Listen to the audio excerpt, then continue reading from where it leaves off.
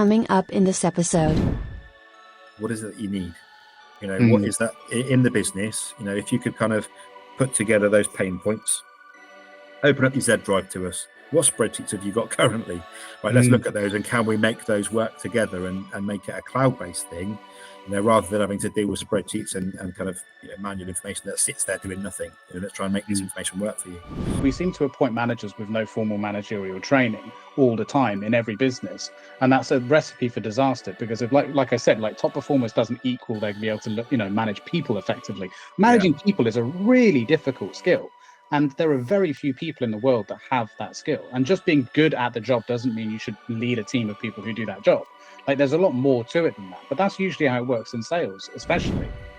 And on the same day I received my redundancy notice, I got a job offer working for Marshall Bridgewater.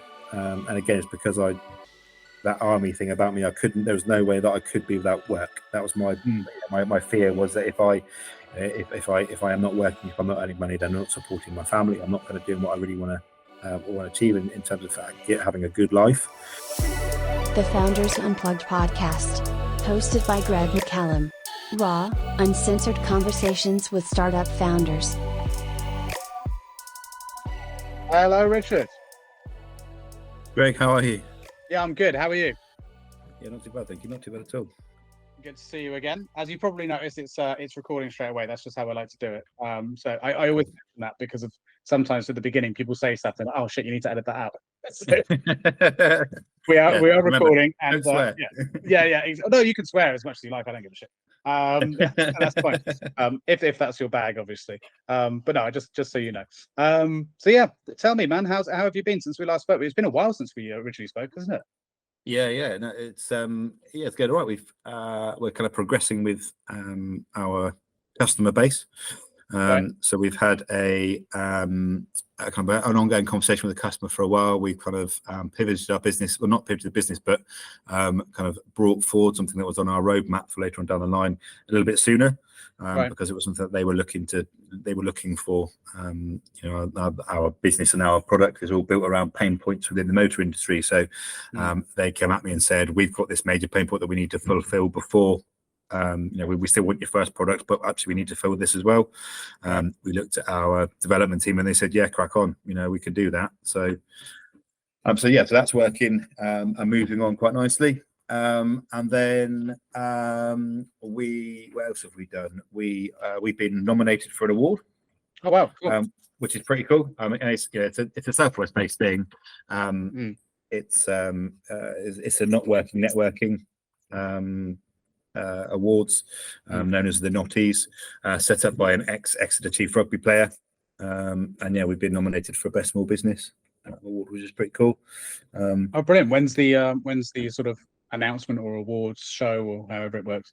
Middle of November right. is when it all kind of comes to a head. I've got to be honest; it's one of the things that I've never had to kind of do anything like that before. So it's just a case of it's happening at some point. That's all I know for now. Right. It'd be nice to attend that kind of thing and just to see, the fruition of a 12 months worth of hard work to get to where we are now, for it to be kind of recognised, as a thing is pretty cool. And what else have we got going on? So I've personally been nominated for a CEO of the Year award for a different one, and I'm yet trying to work out whether I sponsor to that one, because ultimately there's only 3 of us really in the business, and one of those is kind of like part time. So I feel a bit fraudulent if I was to go, well actually sorry, I'll go put my name, I'll go and reply to that. We'll go I think I'm that. I'll get those 2 people that work with me.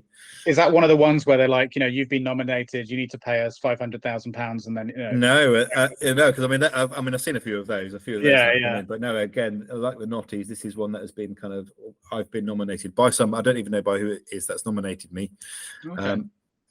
So the people in the business are my business partner, a guy called Gareth. I know it's not him because he said it's not him. The other person in the business is my other half, and she definitely hasn't nominated me for anything like that. So, because ultimately I've still got wallpaper and stuff to do at home. So, she doesn't care about awards and the fact that there's still like painting and stuff to do at home. So. The priorities of the wife. Yeah. Yeah. Yeah, that's cool. But anyway, Yeah, we've but got some shareholders, so maybe it's one of them, don't know. Yeah, maybe. But yeah, there's a lot of dodgy ones out there, isn't there? I'm always a bit wary of them. I've had loads of messages over the years, and I'm just like, well, why do you need the money for, man? Like, it just sounds odd. Like, especially the ones that ask for donations. They're like, you choose what you want to give. I'm like, well, that is rigged then, isn't it? Because you're clearly going to reward the person that gives you the most. Like, piss off. Yeah. But yeah. Well, look, before we sort of get too far into it, there's not a huge amount of structure in this show, like I explained to you before. Other than just two people chatting, but the one part that there does exist is at the beginning, usually, where I ask my guests to introduce themselves to those listening and watching, and a bit about the business. And while you're doing that, I'll probably share some stuff on the screen of your profile and your business while you're doing that. So cool. So the mic is yours, as it were. So go ahead, and I'll do that as you're describing. Cool. Yeah, my name's Richard Hannaford. I am the CEO and co-founder to DealerDOC. We have actually had a bit of a name change just recently because we were going through some stuff with a marketing company to kind of make ourselves a little bit more understandable. So we are going to be dropping the com, but we kind of are born out of 15 years of my life in the motor industry. Where I kind of started off as a sales executive, and I've kind of done a varying roles throughout my time, up into management and up into general management of dealerships itself. And I developed tools for myself really to make my life easier within my time in the trade. That ultimately had an effect on the business in that it made, we were more profitable. It gave us more ability to do stuff. And it gave me more time, freed up more time for me to be able to concentrate on the business rather than on the business, if that makes sense. So I had a chance encounter with a guy who was in software for the motor industry. I asked him for some information because it helped drive what I was using, and he kind of said to me, "Well, what do you want that for?" And when I showed him, he kind of, it was almost, that moment when someone smacks you around the back of the head. And you go, oh yeah. And he said, do you realize that there's nothing out there like this at the moment? You realize that this could actually work for other businesses? And I was like, well, I guess it could, because it works for mine. And everywhere I've kind of moved on since using it, where I first kind of brought it about, I've kind of put it into, and it's kind of done its job, so then I literally kind of, chucked £10 at whatever it was to HMRC and registered the business, as and Companies House and kind of registered the business. And then from there, I've kind of had a bit of a whirlwind /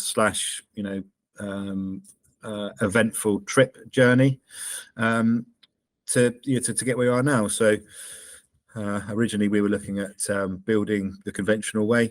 And looking for somebody to kind of build a platform for us, and we were looking at quotes from between £50,000 and £80,000 to kind of create this site, and we were just like, oh.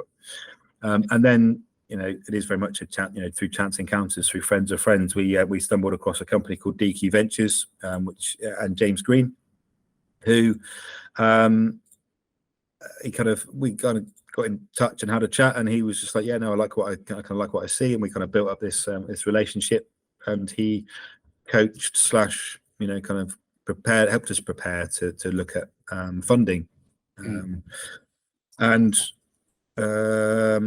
of introduced us to Blue Mongoose and Toby Sprague at Blue Mongoose, who has then helped us develop our platform.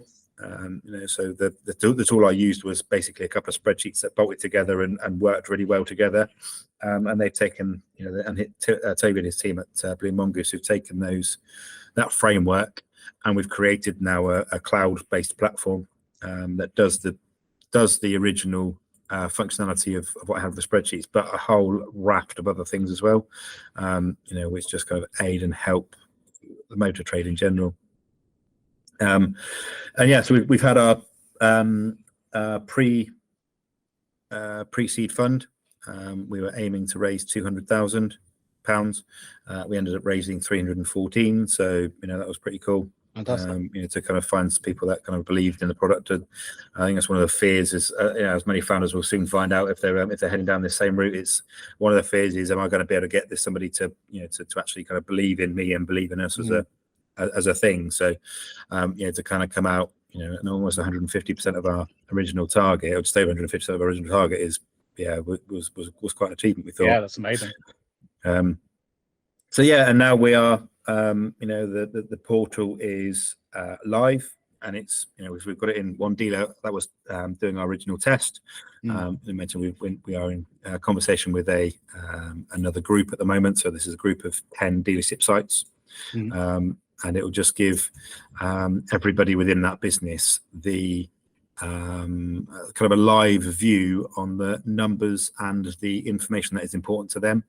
And that's the whole premise of the portal. It's it's not just for one group of people within a dealership. It's not just for somebody at the top to look and kind of try and use information to beat other people. It's actually free flowing information that is live, delivered to the relevant person according to their role within the business. So for your owner, managing director, or whatever, some of the kind of the head honcho of the business, they can see the whole of the business, in a screen, and they can, and this is at the moment, it's just the sales, but the kind of the after sales and the parts and things will come in later on. But it just gives them an overview of what's been sold, what's been delivered to the customers, how much money's been made, where's the money been made, and how are the dealerships performing. So that's kind of the big whole. And then as you kind of work kind of down through the hierarchy, you then levels of information kind of almost reduce or kind of just twist that little bit to give the right person the right information. So working the way down through to the sales executive, who are often the forgotten majority, and a platform is designed to give them the key to the door. It's the idea of empowering them to really push themselves and then kind of profit the business by giving them their commissions in a live status. So on the 15th of the month, they know exactly what they are currently earning or what they should earn by the end of the month. And that's warts and all. The idea being that if there are penalties in play, because that's part of the commission scheme, they're shown live so that that sales executive has the ability to do something about it between the 15th and the 30th. Because up until now, and it is still a very common thing within the industry that sales executives find out 3 days after the end of the month what they earned last month. And they have no ability to do anything about it. Everyone says to me, well, surely they just sell more. Well, yeah, but if you haven't got any clear focus, they could sell more. They could just keep on going, but they burn themselves out and they've got no clue what they're earning. And when they get to the end of the month, they have an idea, or they have a mindset that says, I've earned X amount. And then they go in and sit with the sales manager, and the sales manager goes, yeah, but those customer satisfaction scores, they weren't good enough, so you've been docked some pay there. This finance, this customer that bought finance off you 3-4 years ago, that's now kind of they cancelled early, or it ended abruptly by way of a court order or whatever. So the finance company have pulled the money back from us, so we've pulled the money back from you. And it's those things that kind of, when it gets to that meeting, the salesperson then goes, oh, about £300 taken off of me. Rather than being, you've earned X, they will naturally, because that is just the way the human race is, they go, the dealership has just taken the money off me. So you've then got demoralized staff. On the negatives. Exactly. And they're 3 days into the month, they've kind of just been kicked in the teeth and told that they've earned less than they were expecting. And, you've, as a sales manager, you've then got to try and remotivate that person to go and do it all again, with the idea that they're going to have the same pain in a month's time. So the idea of opening this up and making it live for them to see is that when it comes now to the end of the month, the salesperson doesn't focus on I've just had £300 taken off of me, because they haven't seen that £300 hasn't existed. This is what you've earned. We get to the end. Do you agree that we've got everything down? There might be some discrepancies where, oh yeah, you missed the gap insurance that I sold. Not a problem. That's a benefit. That's a plus. The negatives have already been accounted for. So then, that meeting then doesn't exist.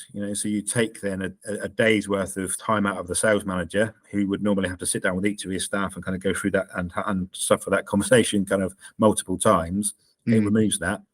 It removes the day that the sales manager has to sit there and calculate the salesperson's commissions to then deliver.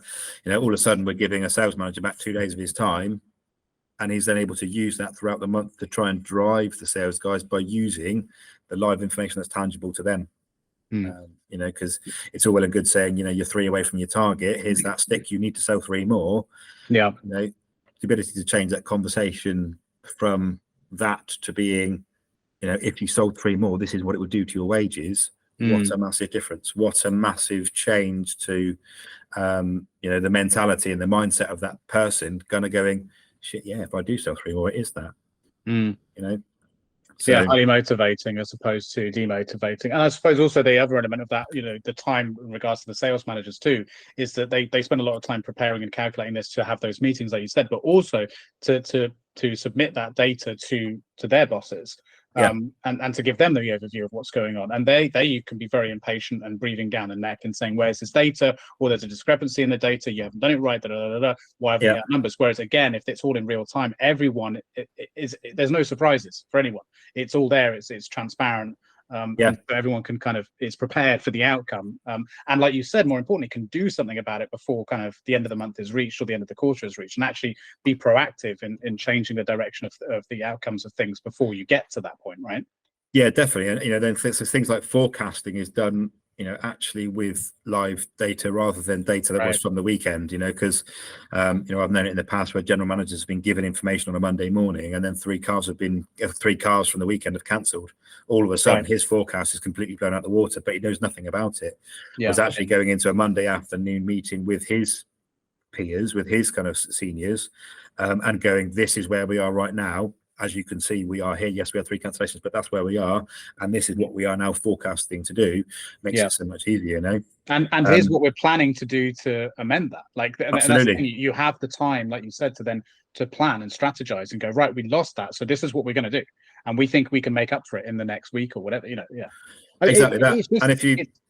And if you think about, if a sales executive is told on the 12th of the month that he's losing 100, or that he's, or that he sees the £50, come out of his money on the 12th of the month, or their money on the 12th of the month, the only way that they're going to be able to replace that is by selling something on top of what they would, so they've then got to kind of twitch their mind to try and selling something new. But if they sell that extra thing, the dealership profits, because there's that new thing sold. And if that product is, if they get docked because a customer's cancelled their finance, so the next thing they try and do is they try harder to sell that finance to the next customer. That customer then takes the finance. Who profits? Well, the sales guy does, the dealership does, the group does, but also the finance company, because they're replacing the money that they've lost because the customer's cancelled their finance early. So again, it is that whole kind of trickle effect of just doing a little bit of something different down here will have a massive effect kind of across the business. And a lot of it plays into mindset, like you said, of like just that motivation factor, because it's key for being in sales. Like we've both been in sales in our lifetimes, and it's so important. And a lot of the processes in place seem to be almost purposely designed to demotivate you. It's crazy. And it's like, I've never understood that. And I've always tried as a sales manager myself to try and reframe things, but inevitably you're always up against it when you're forced in a situation where you've got to present things like that, where there's only so much dressing up you can do of the informational, the delivery of the news. Ultimately, because of the very format of the way it's delivered, it's going to have that negative impact. And then, like you said, you've got to spend the rest of the week or the month trying to remotivate again and again. You're in this constant cycle of battling human psychology, and it's just a waste of everyone's time. Data is what it is. It shouldn't affect people that much, but the transparency of it, I think, is a super important thing. But what's really surprising to me out of all of this, and I remember having the same feeling when we initially spoke, is just the shock that this doesn't already exist. Because you've worked with some pretty notable dealerships and groups in the past. I find it hard to believe that the likes of Mercedes, for example, of which I'm, a fan. I own a Mercedes, and I love going to my Mercedes dealership. They have nice coffee. I find it hard to believe, with all of the technology they have and the system they have, that organizations like that just don't have this kind of thing in place. I mean, I would assume that they would, right? Yeah, and it lends itself to a kind of the bigger. Even the bigger stuff. So whilst you're looking at, the groups like Mercedes-Benz and stuff, if you look at the likes of, Marshall Motor Group, you look at Virtue Motor Group, there are stats galore, and they've got the information there to hand. But I can guarantee that you could walk into one of those dealerships now and say to the sales guy, how do you know how much are you earning right now? And they would probably pull out their own spreadsheet, which they've kind of concocted themselves to try and understand what it is that they're earning. But again, that spreadsheet won't hold all of the information, because they won't necessarily be told about that finance cancellation until the end of the month. And that's where this kind of is born from. when that information exists, it's just not trickled down far enough, and and it's kind of gathered at the end of the month when everything's reconciled, and then it's a case of, here's that massive kick in the teeth, Mr. Salesperson. You're not earning what you're expecting to earn. What your platform is basically doing is letting all of these sources of data communicate with one another, and then obviously being packaged in your portal, as you say, to be delivered in a way that's like easy to digest and easy to understand, presumably. And hopefully motivate. I mean, that's the other thing, And is that the tool. So whilst we're delivering the information to the sales go about their commissions, about how much they're earning in kind of pounds, it's also telling them, it's giving them like a red, amber, green, because in the industry we love a rag, red, amber, green.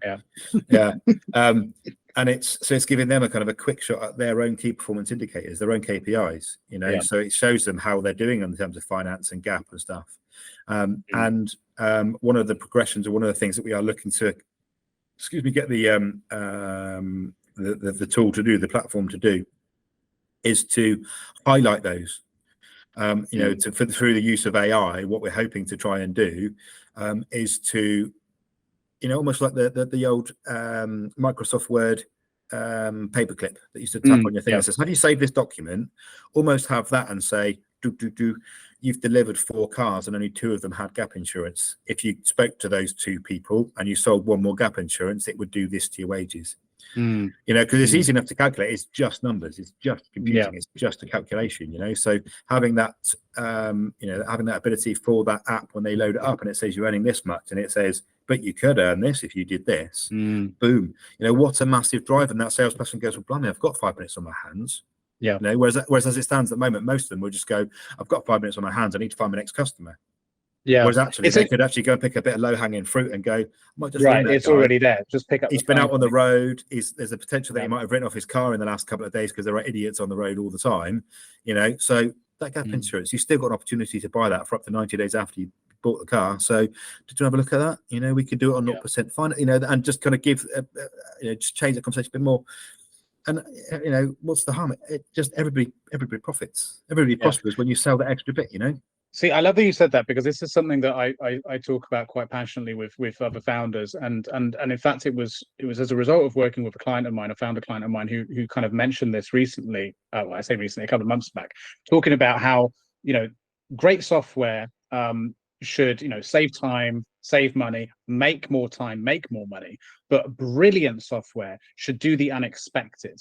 Basically, was kind of the essence of what he said, and I love that idea, because not enough people are doing that with software. Everyone's doing, like we just said, the basics of building something that has a pretty obvious value proposition in of itself, which is all the things that you've just said in describing the platform.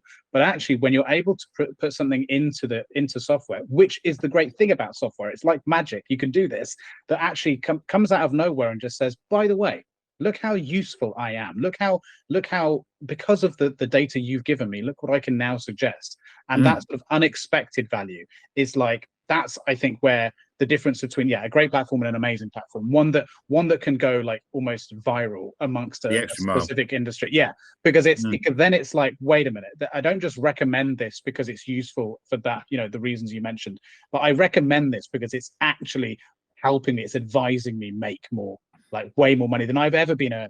And that's like an endorsement that you just can't beat, Absolutely. Especially when people log into something and they get a general idea and they go, "Okay, I get this," but then it's like, "Wow, I didn't expect that." That's blown my mind. That's what people are missing, I think, in a lot of software solutions these days. So it's great to hear you say that you're going to, do something like that. Oh, and that's where, when it comes to the motor trade have got, they're probably one of the most tech heavy, or SaaS heavy, should I say, industries, because they've got a product for everything. But the trouble is, the majority of that technology was created 50 years ago, and the basic premise behind it remains the same. As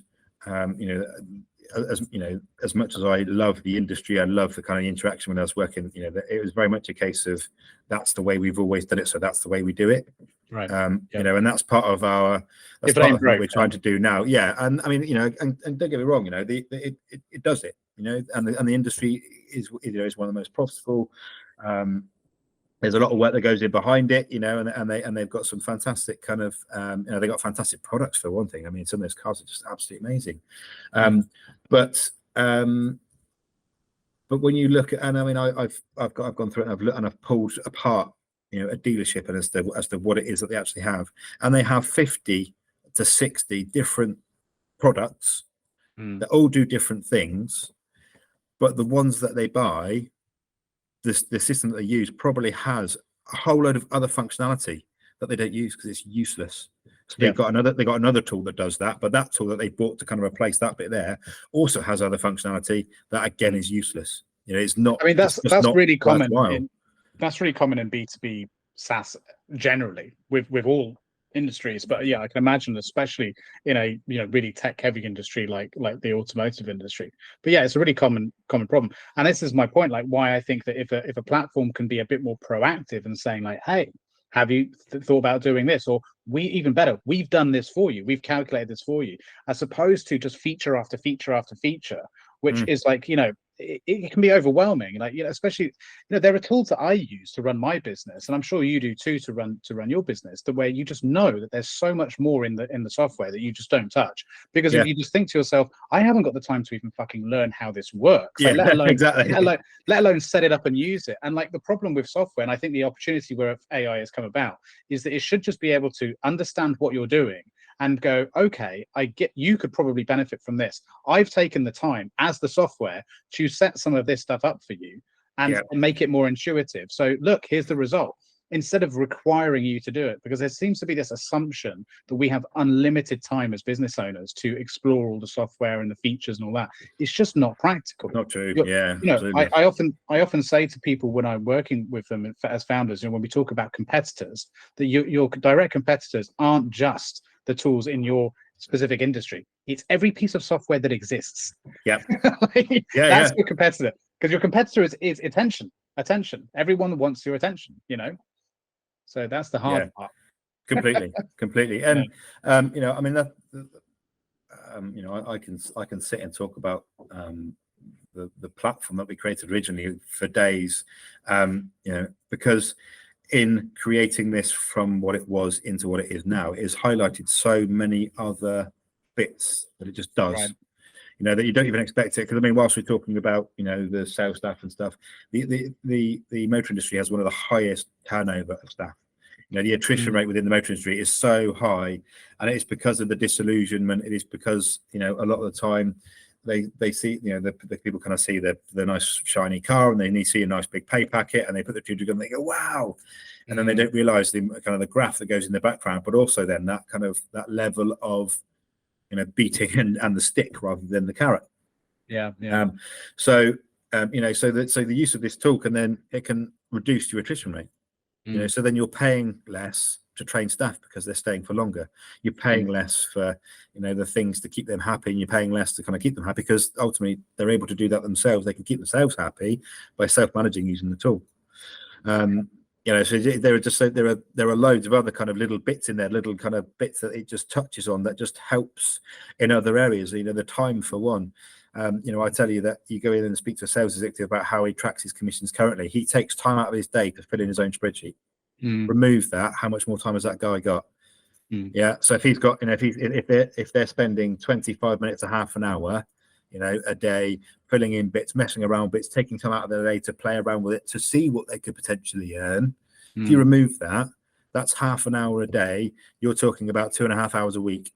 A phone call to a customer can take about half an hour. That's 5 half-an-hour phone calls that sales guy can then make to potentially sell another 2 products that then he benefits from, the dealership benefits from, and. And again, a lot of people kind of look at me and kind of go, well, blimey, why I don't want to give my sales, don't tell my sales ex what they're earning, and it's just, well, why not? What can possibly go wrong? I'm interested to know, have you ever heard a proper reason for that? Because once they've hit their target, they might not want to sell anymore. Right. Okay. Yeah. And you think to yourself, well, then that kind of boils down to, well, actually, have you got the right team of people if they're not hungry enough to smash their target and try and earn more? Because surely that's the purpose of a salesperson, is to try and earn as much as they possibly can. Yeah. They're not just hit their target and go, "I sod it, I'll put the next cars into next month to make my life easier." You know, if they've, I had a lovely memory of when I kind of was first kind of created this tool, and one of my sales execs at the time, great girl, really talented, really good with customers, real good, you know, huge attention to detail, and had, you know, and was very, very promising in terms of sales. And I put the tool in place, and I got a WhatsApp message from her on the group, and it was her face, and she's pulling a stupid face in a photo, and it said, "That feeling when you've looked at your commissions halfway through the month and realised you've already hit your target." And she went on to almost double her money, you know, but she was just like halfway through the month, she was like, "I've done my target, this is amazing." Did it stop her from going any further? No. Did it help? Because she realised then that she had a massive opportunity to go and make loads more money, because she could have the time to sell more cars, and you know, and that's the feeling that we're trying to do, is that we're trying to harness that thing that they want in the dealerships. They want this morale, they want this kind of fist pumping kind of, "Yes, I've done it." Of course.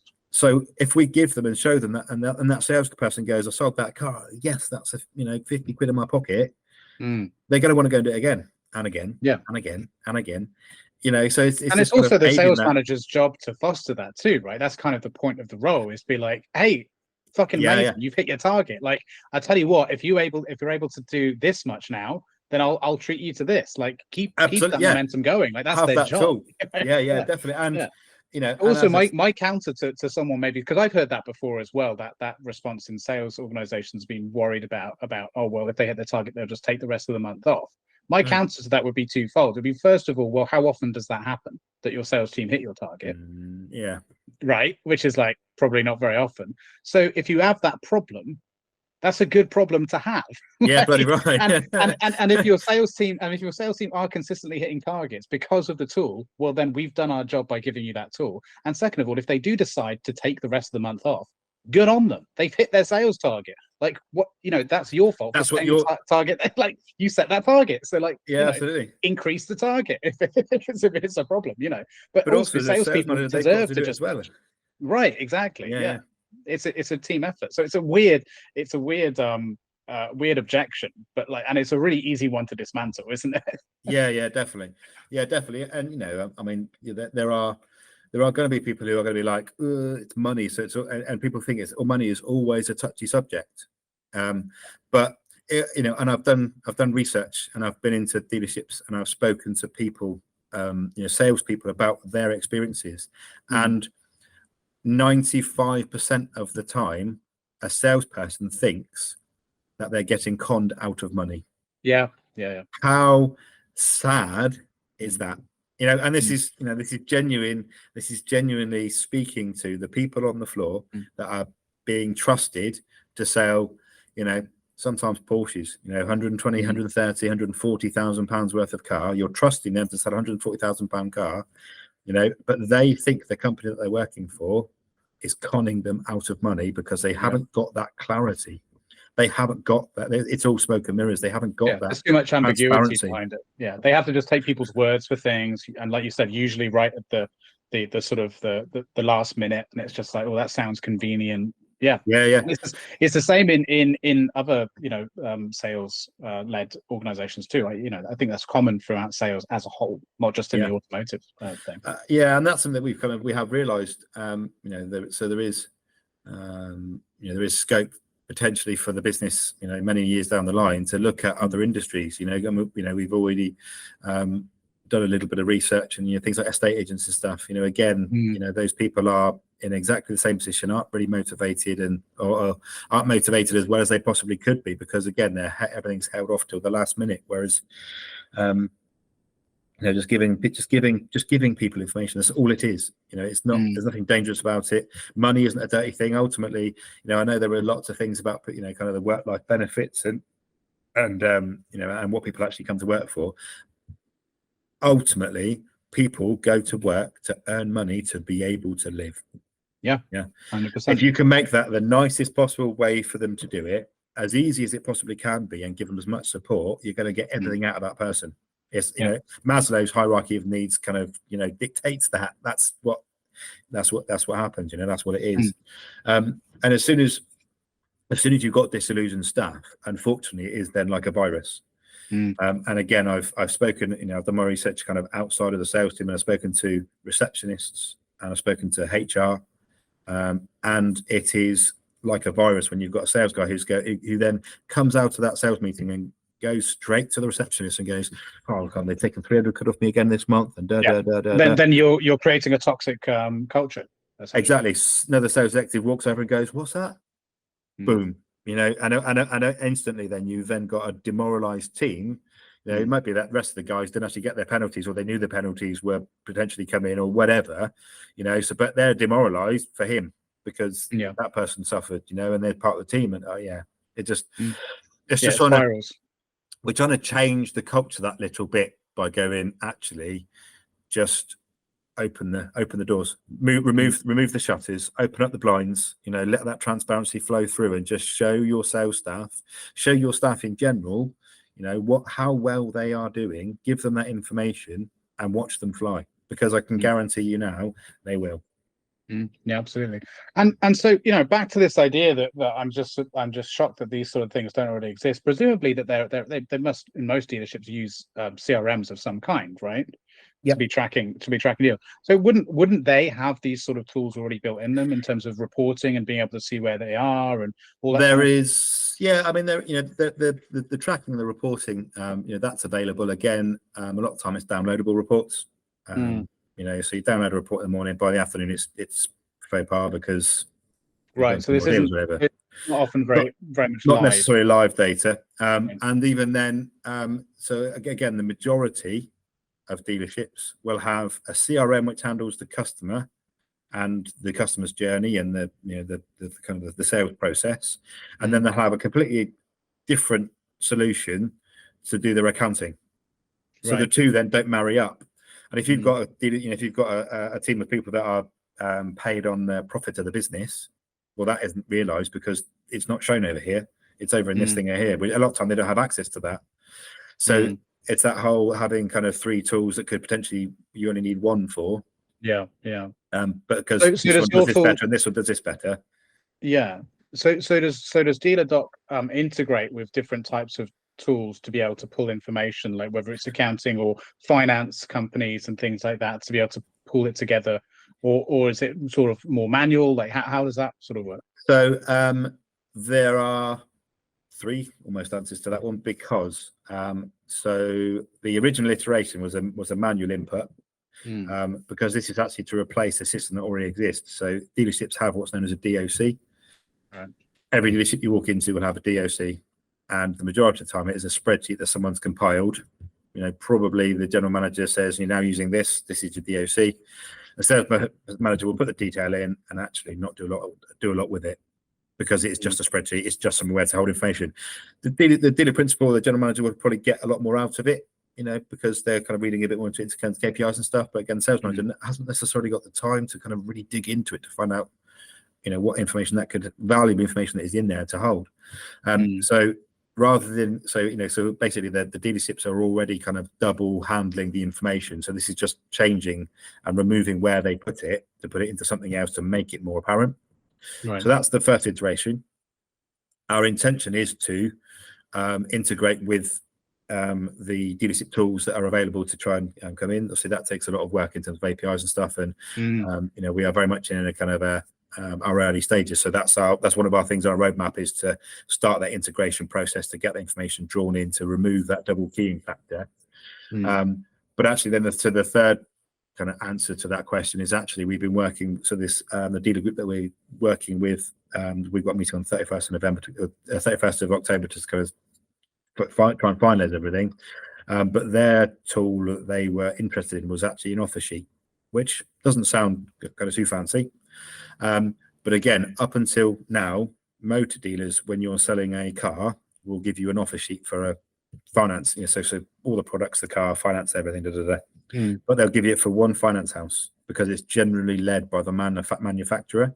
That dealership probably has access to 3 or 4 strings of finance.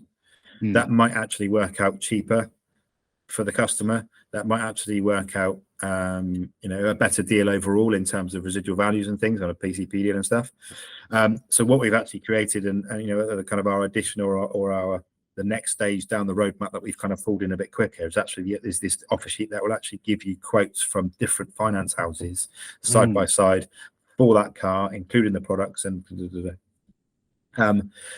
so the idea then is that we are looking to try and integrate with an open API for the sort of finance body. So for an example, ITC are a company that will go through the demands and needs and everything, so for the SEA compliance for customers. So to make sure the sales guy's not going to be mis-selling, kind of answering some questions to make sure the finance is relevant to them and the product's relevant to them. So the idea is that we then kind of glean down the customer information from that. We then, in then building a deal for the sale for the customer, and calling down the information from each of the finance houses to give their separate quotes side by side. When that then comes to a deal, a button is clicked, and that information goes straight into our portal. So then it removes the need for that double keying altogether, because it's just driven by customer details over here, finance information, which they're doing as part of their offer sheet anyway, which then pulls the information across. We can already pull stock lists. We can already pull information on new car information. So that means, again, any kind of thing to do about the profitability of the car and stuff will be dragged down through the stock list to then populate our main portal. So that's quite an exciting thing, actually, because for us that was further on down our roadmap. We were looking at an offer sheet as a tool rather than, because again, a lot of the time offer sheets are either driven by a CRM which doesn't really understand the motor industry, or kind of glosses over and doesn't give you the full functionality that you'd want, or it's a spreadsheet that somebody built. I know that there's a dealer group in the country right now that uses a spreadsheet that I originally built as their offer sheet for their customers. So the idea is that this then replaces that, again, gives more functionality, because it gives you the ability to send a quote to a customer live. They can access then a portal to actually then view, communicate back and forward, put it apart in their own time, look and select the deal that they want, or if they're not happy with the deal, they can kind of go back and say, actually, we're interested, but we don't want this, to help it make it easier for the sales process, which again will give us things to kind of work on later on down the line, in terms of if that customer portal exists, you can then kind of create a path for the customer from point of sale to point of collection, that will then use AI to try and help sell products that the customer hasn't yet bought, and so that will kind of work quite nicely. But yeah, just for us, we were looking at a roadmap of probably 6 months to 12 months down the line. But we listened to our customer, our potential customer, and they were just like, "We really need this." And we were like, "Right, okay, can we do it?" Yeah, we can, and it integrates well with what we've already got. It's now an extension to the platform. It could be a standalone product that bought on its own. It could be integrated with the main platform, or if they don't want it at all and they just want the main platform, they can have that. So it just opens up our functionality a little bit. And it also means that actually our business has evolved a little bit more into less of a SaaS provider of stuff that you buy off the shelf, a little bit more of a, what is it that you need? What is that in the business? If you could kind of put together those pain points, open up your Z drive to us. What spreadsheets have you got currently?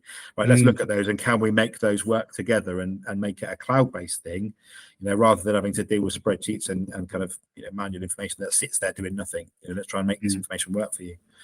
But that's a really good way to be approaching everything, especially right now, because of it's a lot of unknowns. You've got, like, I always refer to the process of launching a SaaS product as a scientific one, in that you've got a thesis, right? Your thesis could be based on your own experience or the experience you've been speaking to some people in your industry, but you need to go out and prove that thesis, right? Or disprove it, ideally both. And in doing that and speaking to people who want to are interested in your thing, you should always ask, what else could we be doing? What else could we add? And that's a really good way to do it, because obviously, like you just said, as well, that means that you're adding to your tool set that other people are going to be potentially going for, whether that's, you're white labeling it now and then bringing it into the product fully later. It's a testing ground, and it's the best way to be able to continue build an enterprise piece of software. Building it as you go. What do people need? What does this customer need? Is this applicable for other people? Is there an appetite for it, this other customers, or is it just for them? And taking that approach is a good way to do it, and it's an affordable way of doing it, right? Because usually they're willing to pay for the development of that, as opposed to you having to fork out with an assumption that people will want it, and then delivering it and then finding out no one fucking wants it. No, right? Yeah, exactly. Yeah. If you are enjoying this episode and want to support the show, please like and subscribe with notifications turned on. Yeah, worst position to be in. Yeah, and that's a lot of the time.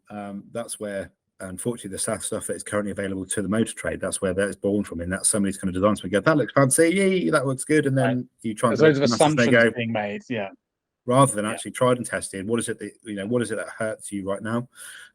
It's really nice to think that the people that we're speaking to currently, they've got other things in their minds that they were looking to try and buy off the shelf, and they've actually gone, well, actually, we'll just hold off a minute, because if we can deliver on the tool that we've got now, and there's these two tools that we've kind of going to be working with them on, come the end of the month, then there's a possibility we can look at those other pain points with them now, rather than just buying something off the shelf that is, overinflated price because they've got to buy.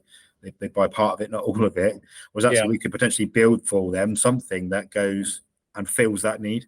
Directly, and then and I'm not ashamed to say that our product is actually no code.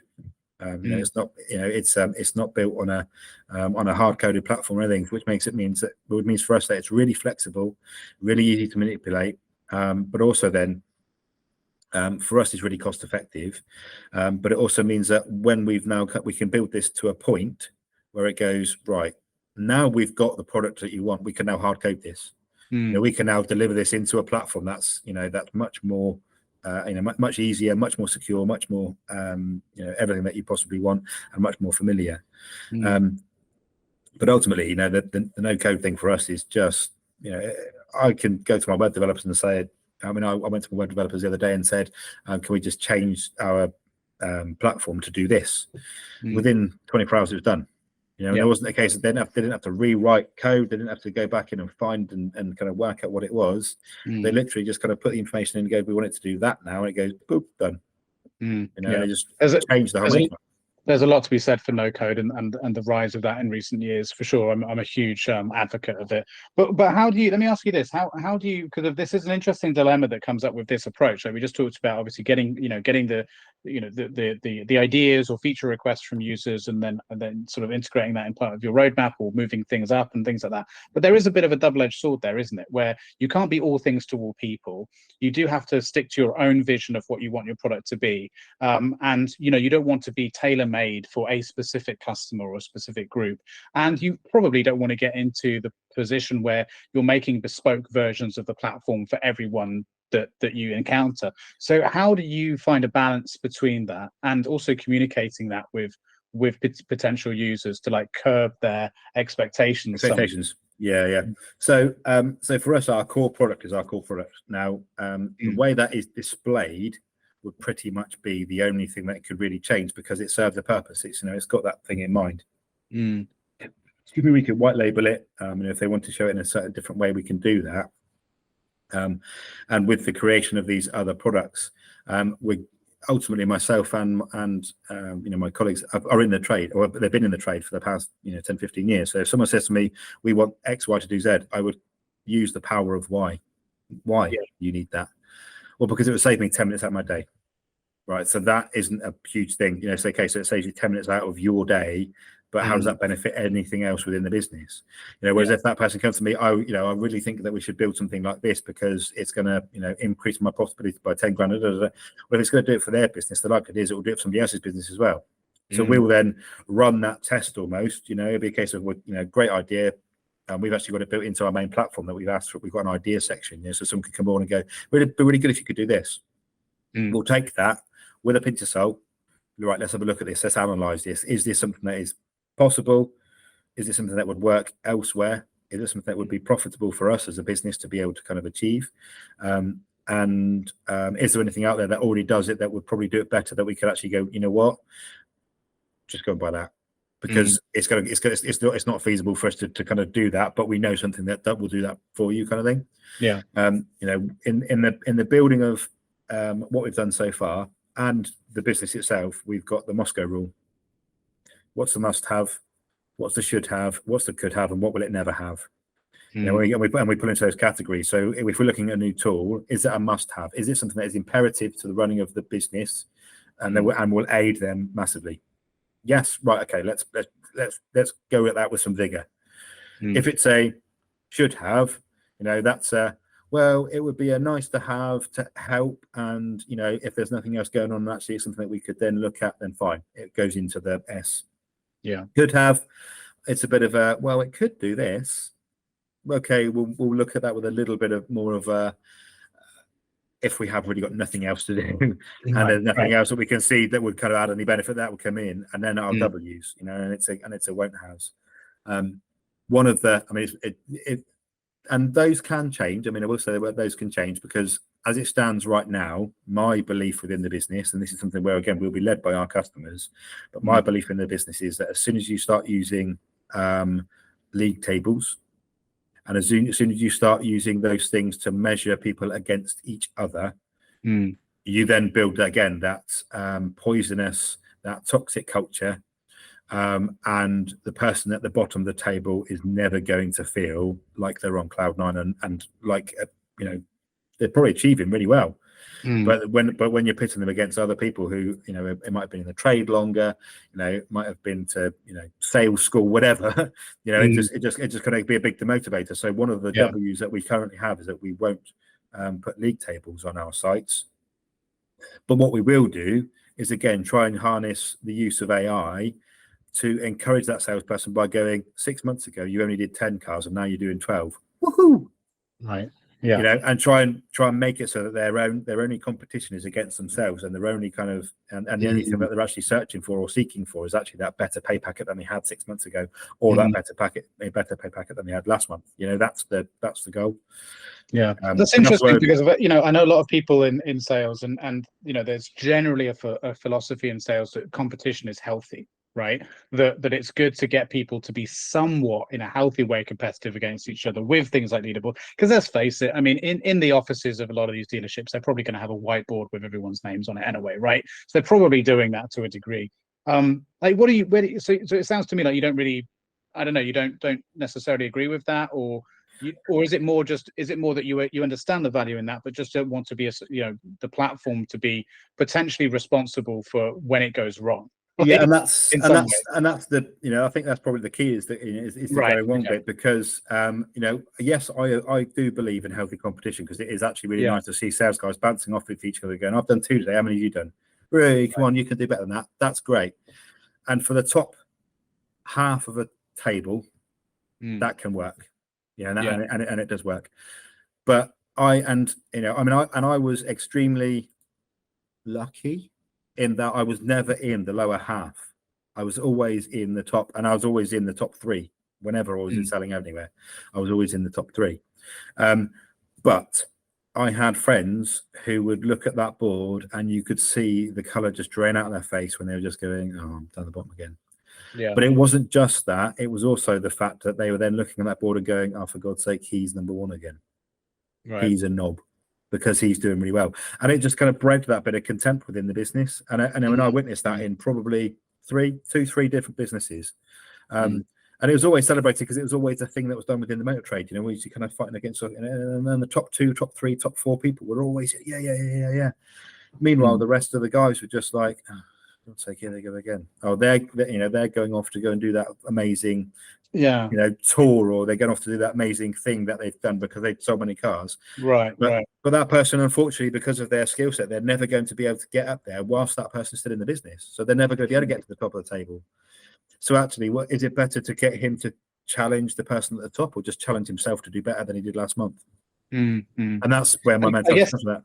Yeah, and I agree with you. And I guess it's almost indicative of the problem with sales as a whole, regardless of industry, which is the focus seems to always be on top performers, as opposed to the rest of the team, which is a massively missed opportunity, right? Like the top performers get the most attention, the most motivation, the most, at the end of the day, they're doing well. Like, yes, you want to keep your top performers motivated to keep performing, but then, there's a lot of the work that I've done with sales teams has always been, well, why aren't the top performers helping the others?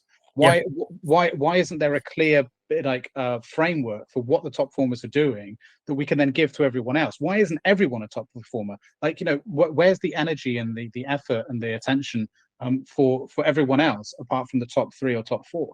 Like, that is a proper, like, epidemic level situation in most sales organizations. Everyone is constantly focusing on the wrong thing, in my opinion. It's just like, these people, or the worst thing that happens is they promote them to be managers. It's like, fuck's sake, what are you doing? Like, a really good salesperson doesn't necessarily equal a really good manager. If anything, it's usually the opposite. Like, they're people who have probably got the worst traits, to be good at the job. It's actually the people who are somewhere in the middle that tend to be actually very, very good at people management. But yeah, so it's kind of, I get your point there. It's kind of indicative of that problem that permeates all sales cultures. And more needs to be done to, like, well, what can we do as a provide tools or support to actually get bring everybody up to that level. Because it's like, because, and also as a business model, it's a terrible idea to only be relying on 3 people for your whole business to work. Because quite often when you look at the numbers of businesses behind that, they literally only work because of these people hit their targets every month. As soon as they're gone, the business is screwed. So it's like, that is not a very solid business model. Or that's the general mindset. Contingencies. I mean, that's the general mindset. But again, it's that kind of that thing of being able to analyze and study a business in its entirety. Right. Because if you look at one part of the story, if you look at one portion of the information, it can only tell you one thing. But when you start looking in other areas, it then can lead to a whole different story. And I've known it in businesses where, sales manager's kind of gone in and he's looked at the top performer and got rid of him. And you're like, whoa, hang on a minute, he was pulling in 20 units. But he was burning off, so he was only converting like 13% of his customers. So he was burning off 86%, of his customers, whereas the guy down here who's selling 12 has got like a 40% closing ratio.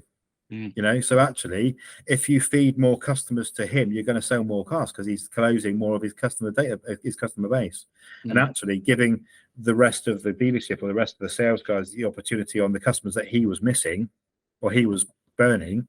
Actually meant that dealerships are creating and selling more cars. And even things like churn rate and customer service and all that kind of thing. Quite often what you'll see with top performers is they don't score very highly with those sort of things because they might be a little bit too forceful, or they might be lacking attention to detail and things like that. But again, your lower performers, they might be closing less because they are very detail oriented, and those are the ones you want because actually they're creating lifelong customers as opposed to just securing those deals. Retention, which is the biggest and most important metric that it is probably in a business that is probably calculated and tracked the worst in most cases, right? It's super interesting. It's definitely an ongoing problem across all sales organizations for sure. I mean, I've got and I'll name him because he is just, he just has the right mix. There's a guy called Daniel Collingwood who sells Porsches in Exeter. He sells Porsche in Exeter. Get it right. And he's been there for 30 years. But he is just the right mix. He looks after his customers. His admin isn't great, but he tries his hardest, and he does really, he does do really well. He's a salesperson, exactly. But he's been there for 30 years, and he can sell, and he does it in an unassuming way. Customers love him, and he is their top performer. He's been there for so long.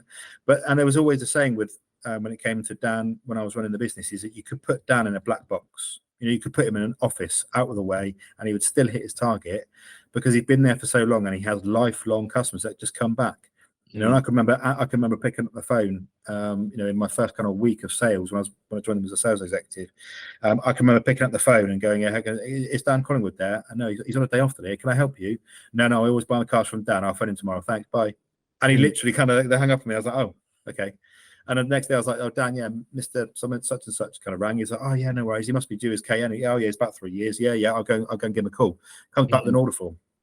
Yeah. So, so there is a lot to be said for building that. And again, part of the reason for our platform is to get people to stay, hang around for longer, build those relationships so that person can pick up the phone and go, can I speak to James, please? Oh, yeah, no problem, sir. Or rather than say, oh, no, James left about 12 months ago because he wasn't happy with the pay. Can I give you somebody else to deal with? Oh, no, where's James gone? Oh, I don't know, sorry. And that's, again, those are the conversations that you hear all the time in the trade. No, he's gone now. He left about 12 months ago. Is anybody else going to help you? I mean, I said we were in a meeting earlier because we're dealing with a company called Growth Guides about getting our strategy of our business right and getting the kind of the core element of our business right in terms of a marketing perspective, and then us as people and the message that we put out to our potential staff and potential customers. And we were saying, we were having a chat with them earlier, and it's just like, the retention thing is just absolutely massive. To be able to, I sold cars. I fell out of, I came out of the military. I was in the military for 8 years. I left the military and I fell into the military, as generally people do, because it is flashy car. I didn't need a huge amount of qualifications to do so. I had a driving license, and I could talk to people quite easily. I did a kind of a 3-day kind of, they tested me on different things, and I passed, so I got the job. And I took on a customer in Toyota in High Wycombe. I was there for 7 months, and unfortunately the business folded. It was part of a bigger group, and the group the group collapsed, unfortunately. And I then went on to work for a Vauxhall dealership. I then moved from I moved from the kind of the southern region back down to the southwest, and came to work for Vauxhall down here. Then moved to Mercedes-Benz and Porsche. Now that customer, I remained friends with, if you like, via email, and they bought 2 more cars from me. And it wasn't a Vauxhall the second time. They bought a Toyota. Sorry, it wasn't a Toyota the second time. They bought a Vauxhall off me. And then the third time, it wasn't a Vauxhall they bought me. It was a Mercedes-Benz. Right. So I took that customer with me when I moved, just because I had that, have the ability to do so. Yeah. You can't do that, and it was a different part of the world as well. I moved back down the southwest, and they came down to Exeter to buy the car. Right. Because I built that kind of thing with me. But that's because I had motivated myself enough to be able to understand and kind of freed up enough of my own time by understanding my wages to know what effect it had on me, to then go, well, actually, that customer, if I can get another 3 cars out of them, that's a guaranteed X amount in my wage for the next 12 years. Yeah. And if I do that with 200 customers, what does that do? Plus taking on those extras. So yeah, it's interesting as well, because within the sales world, car salesmen get a hard time. And I can give some good insight into that, having worked in SaaS, especially in SaaS sales, especially for as long as I have, that when you get a CV across the desk for a B2B account executive position or SDR position or something like that, and you see car dealership on the CV, there's a bit of a wince, right? Right, yeah. Because of made it what you think is not consultative sales, probably a hard seller, probably someone who's got a lot of bad habits that you need to iron out in terms of them always maybe going for the close and all that, maybe feature preaching, as we would call it, I guess, in SaaS, and just being a bit too focused on that as opposed to the needs of the customer, all this kind of stuff, as opposed to someone straight out of college that is moldable and you can kind of train them up. And that is an honest bias that exists in most other sales industries, when looking at estate agents and car salesmen. Less so estate agents, because they're usually a bit more consultative in their process.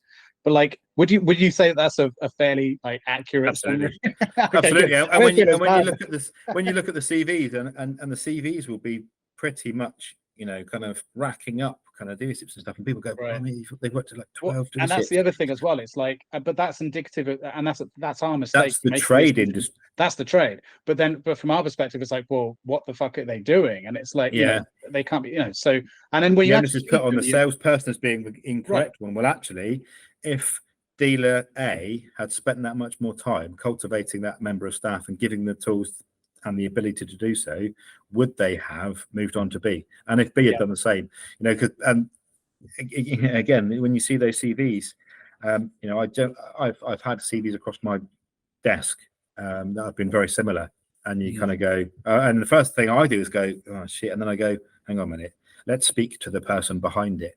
And when you speak to the person behind it, is literally just because they've always been looking and the grass is always greener, because they've just been beaten by us with a stick rather than given the carrot every time and every dealership they worked at. No, you're not sold enough cars. Well, I felt a bit demotivated because I got kicked in the teeth every month.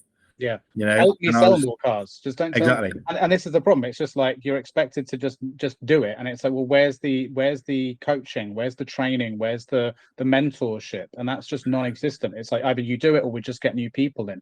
And it's almost like they see that as a solution to it. We can just find someone else, but it's not a long-term solution. The scary thing is this is now become very common in SaaS sales too. Now, where we're in a very but it's a very, very similar situation now, because there's so many SaaS businesses that are competing with one another. It's maybe less so now, but there was a point where it was pretty much a buyer's market in terms of if you had a good set of sales skills, you could just choose to go wherever.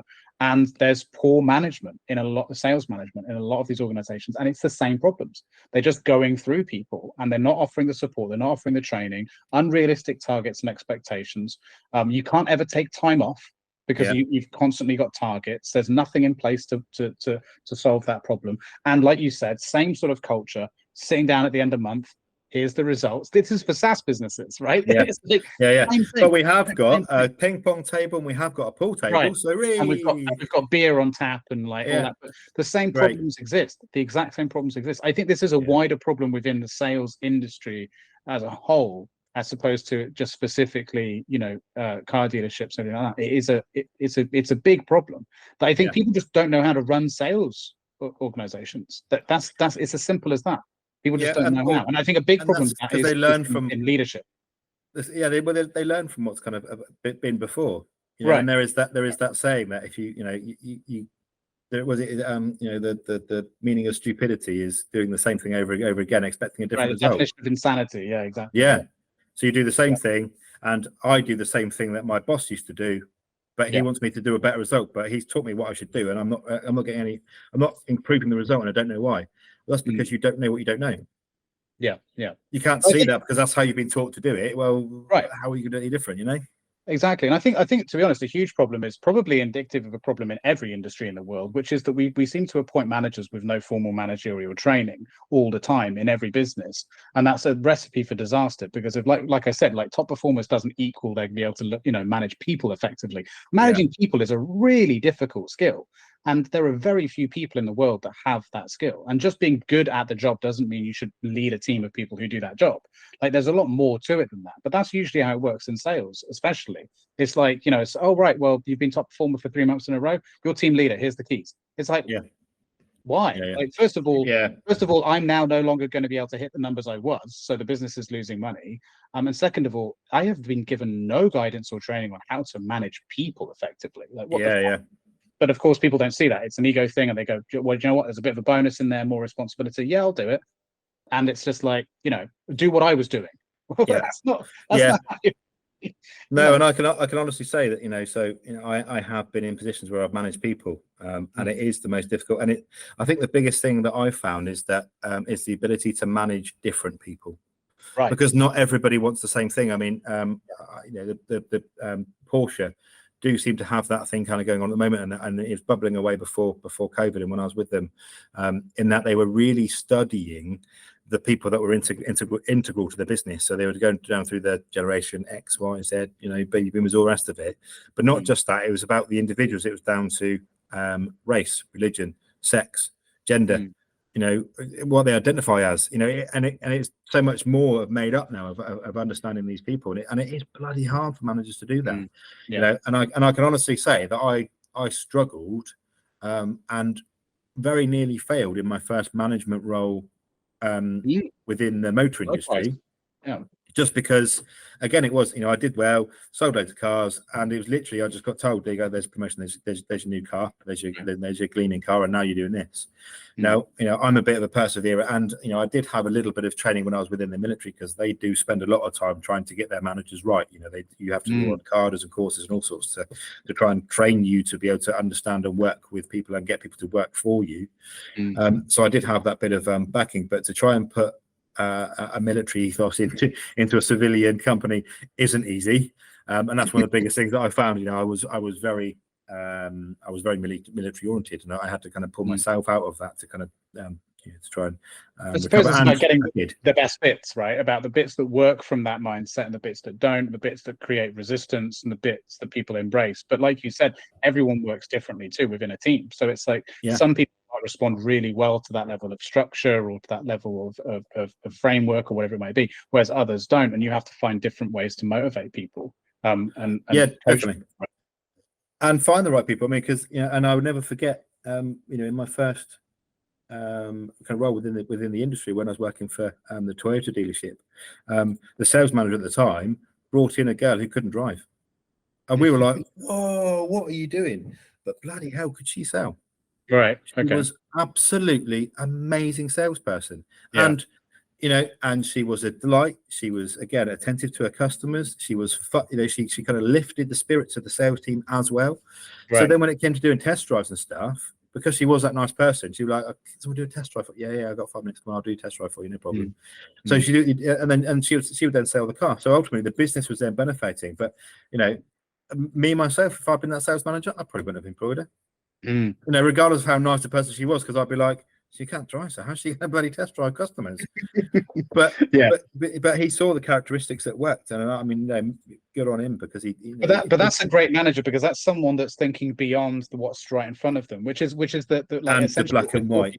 Right, and that's exactly which is what we're talking about, of like this idea you're only as good as your last month, that it's just what's in front of me. It's like, well, wait a minute, if I hire this person, they have a benefit of the team and the company and a much more sort of untangible way. I can't put it on paper. I can't, it's not on their CV, but I just know by their personality and about how they hold themselves and carry themselves.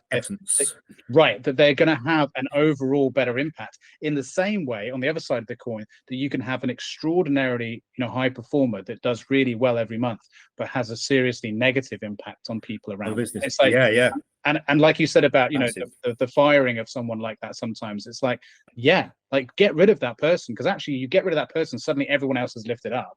And those are the things that aren't on paper. They're very hard to argue with the stakeholders. It's like, why do you want to get rid of that person? You just need to trust me. I know what I'm doing. It's hard to do. It's hard to justify that. Yeah, it is. Yeah. But no, it's super interesting, because of there's a lot of problems in the sales. It's funny because I'm actually I don't know, I think I mentioned this to you before, you might have seen online, but I'm a co-founder and CEO of a platform myself, which is going into open beta soon. And actually the purpose of the platform is to facilitate managers in being able to give coaching and feedback on performance. And this is a huge thing for me, because I've always prided myself on mentoring and coaching and training the reps that I work with, like, very closely, and in a way that is catered to them, right? Like, going back to what we were saying about everyone learns differently and everyone does things differently. And one of the biggest missing pieces, I think, for me, with a lot of the sales managers I've seen over the years, is they don't do that. They just don't. And that's really what a sales manager should be for me, is understanding, well, what do my top performers do, extracting that and saying, right, here it is for everyone else, and sharing best practice and lifting everyone up and constantly improving, right? That's the thing.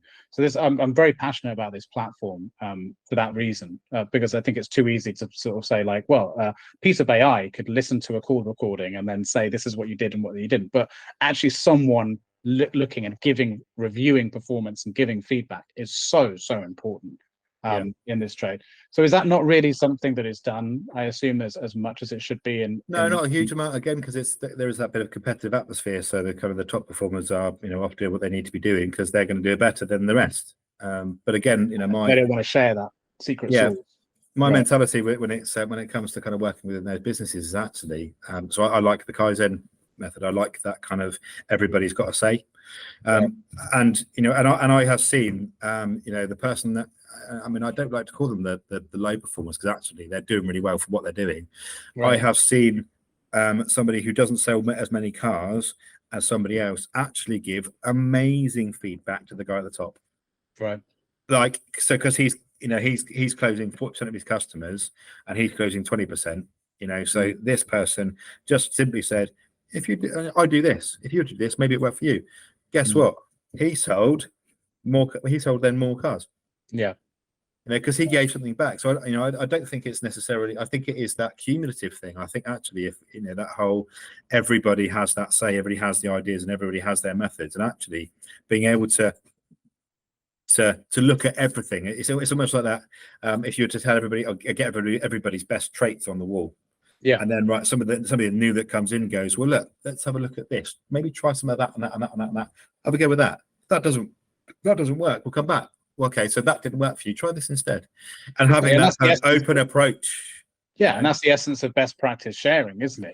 It's putting it out there. And you made a really good point there as well about new starters. That's something that's really important with the platform that I'm working on as well. It's like, well, if you've managed to do that with your existing team, well, then you don't have to worry about a 3-month, 4-month, 6-month ramp up time then, right? It's like, it's clear, because the biggest issue that I think sales managers have, or sales leaders in general have, is they don't really know what good looks like. Yeah.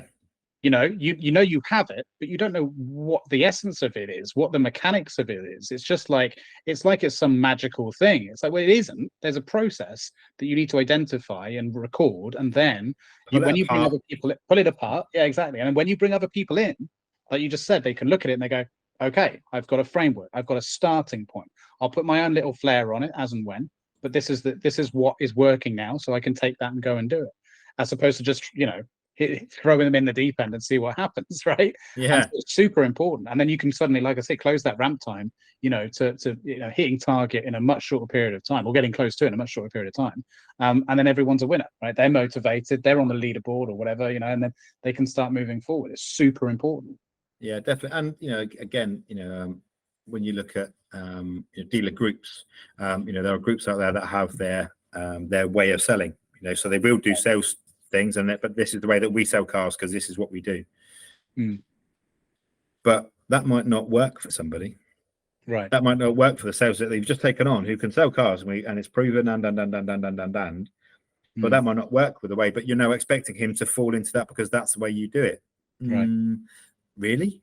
Yeah. Or should it be actually, let's go on a sales course, right? Okay, guys, let's look at how do we do this? How, almost build it with those people, that cohort of people there and then, and if you did a training course like that every, each time you had a new intake of staff, you did it that way, you would have lots of different people having lots of different ways of selling. But I'll tell you what, they'd probably be a lot better than trying to enforce 100% and push them, this is how you must do it.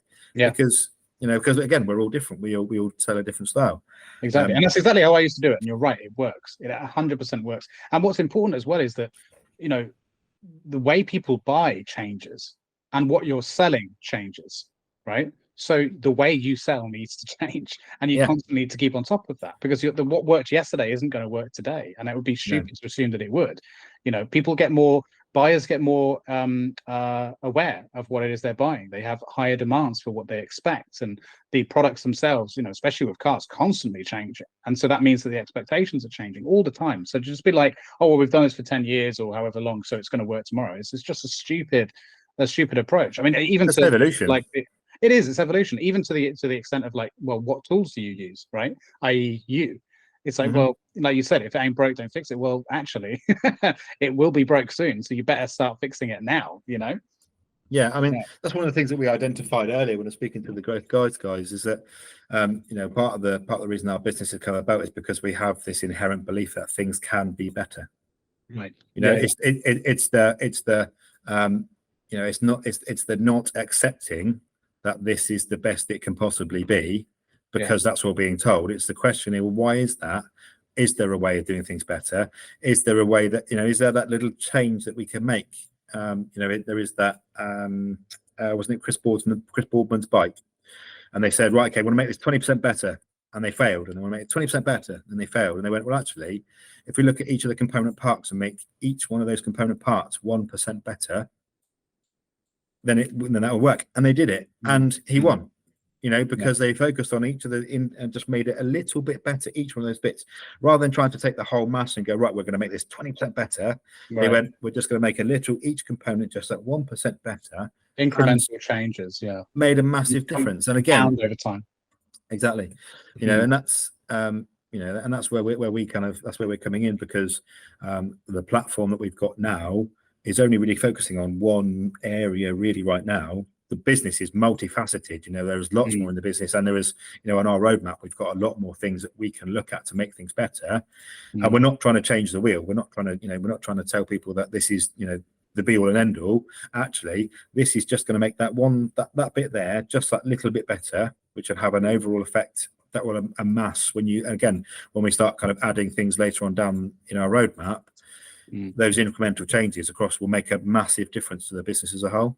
Yeah, and that's the important thing too, as well, is I suppose, the key messaging and sort of part of that I'm sort of imparting from what you say is that it's not to say what you're doing is bad or what you're doing is wrong right now. It's just Definitely. We think it could be a little bit better.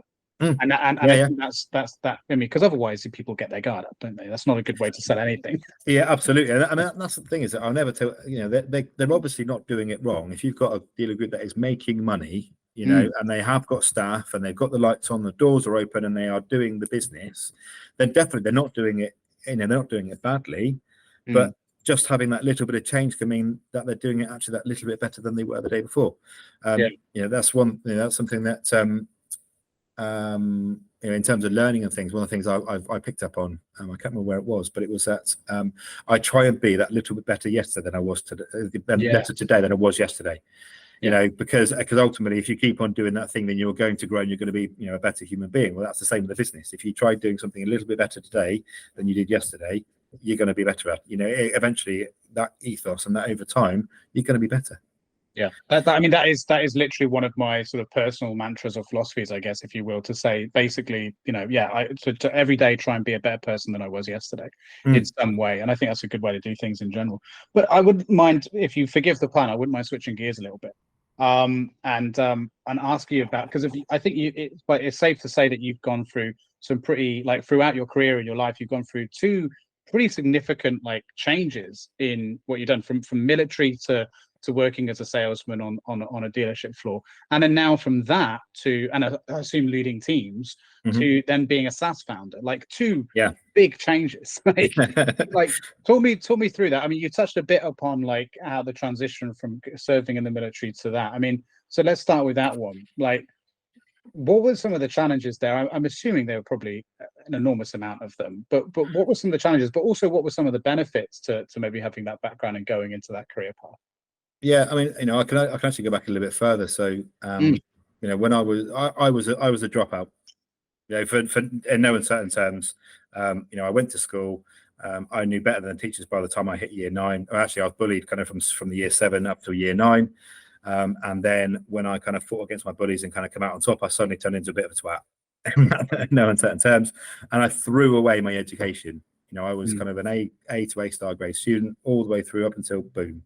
And then I ended up with, I got 1A, 3 Bs, 2 Cs, a D, and an E, and it was literally, and by the skin of my teeth, I managed to get into college. And then when it came to college, I just didn't turn up, and it was that whole kind of, I don't know, the naivety of youth, I suppose, and, I stupidly got involved with drugs and alcohol. And it got to a point where I was very close to going, off the deep end when it comes to the drugs, and I went, shit, I can't do this. I need to kind of change something. So, what sort of age were you at that point? So I was 16, 17. Yeah, so I was kind of just going into my 17 year, and I was just. I had no real direction, unfortunately, because I'd not done the thing that I wanted to do with my education. I didn't really have many options, and my options were to go and work for my dad, who, he had a great business. It was putting up farm buildings and building stuff for a living. And my dad, God rest his soul, I love him, miss him a lot, but he, I was just so much like him. We just butted heads all the time, and as much as I loved him, I couldn't work with him. So the other option was to join the military. So I kind of cleaned up my act and I went, right, I'm going to go do this, and chucked myself full into it. 6 months of kind of making sure that I was clean, and stay away from anything that was kind of, contraband. Passed all my testing to get into the military, and then I was in. And then when I was in, my granddad was ex-military, and he said to me, Rich, he said, the army is probably one of the best experiences you will ever have. Never turn anything down. He said, if you've got an option or an opportunity within the military, take it. Just do it, because you just never know where it will lead. And I had 8 years in the military, so I did 4 years in Knightsbridge, in the Household Cavalry, riding horses, and the pomp and ceremony, sword, helmet, all that kind of good stuff. And within my time in that 4 years, I suffered some back issues because of being thrown from horses and stuff, but I also was able to work closely with royalty. I was able to work with the baby horses and kind of actually see the kind of progress of a horse from being, a new recruit, if you like, all the way through to being a kind of full ceremonial horse. I went, and people, may kind of look at me now and go, "You're an idiot," because we did hunting, but it was kind of drag hunting. And for me, it was just a case of because it was just time with the horse, eventing, jumping, that kind of stuff. And then I did 4 years on the armored side. So this was gunning, driving, commanding small tanks, for want of a better word, the CVRTs, but yeah, and the small vehicles, light armored vehicles. And I served in Afghanistan. Did a 7-month tour in Afghanistan, and it was kind of the hairiest time. So we were one of the first ones into Helmand province. So saw some pretty hair-raising stuff.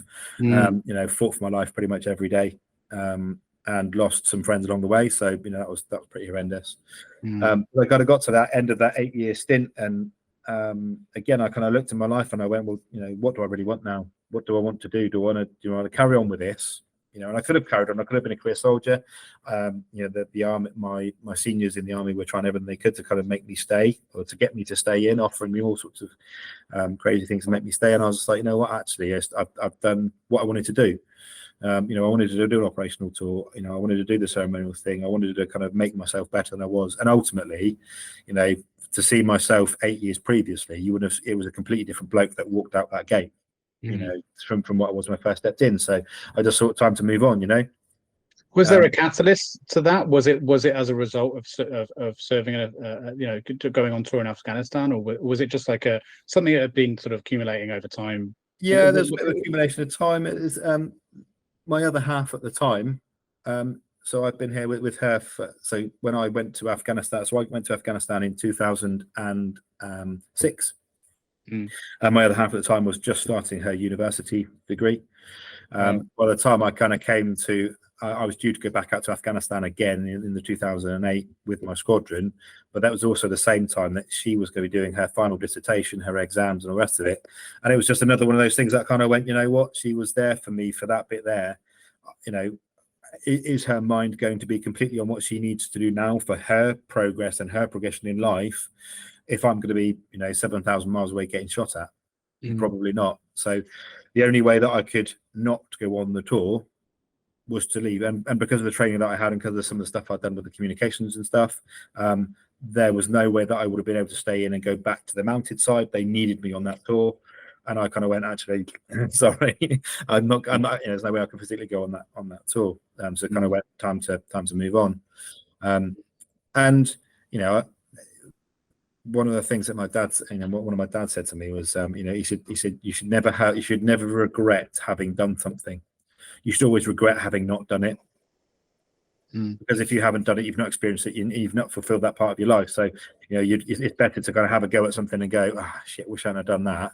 And at least having a go at it rather than going, being scared of it. So, it's one of the things that I kind of carry through with me in my career, but then kind of moving on from there as well. So I was like, actually, it's time to move on. It's time to do something new.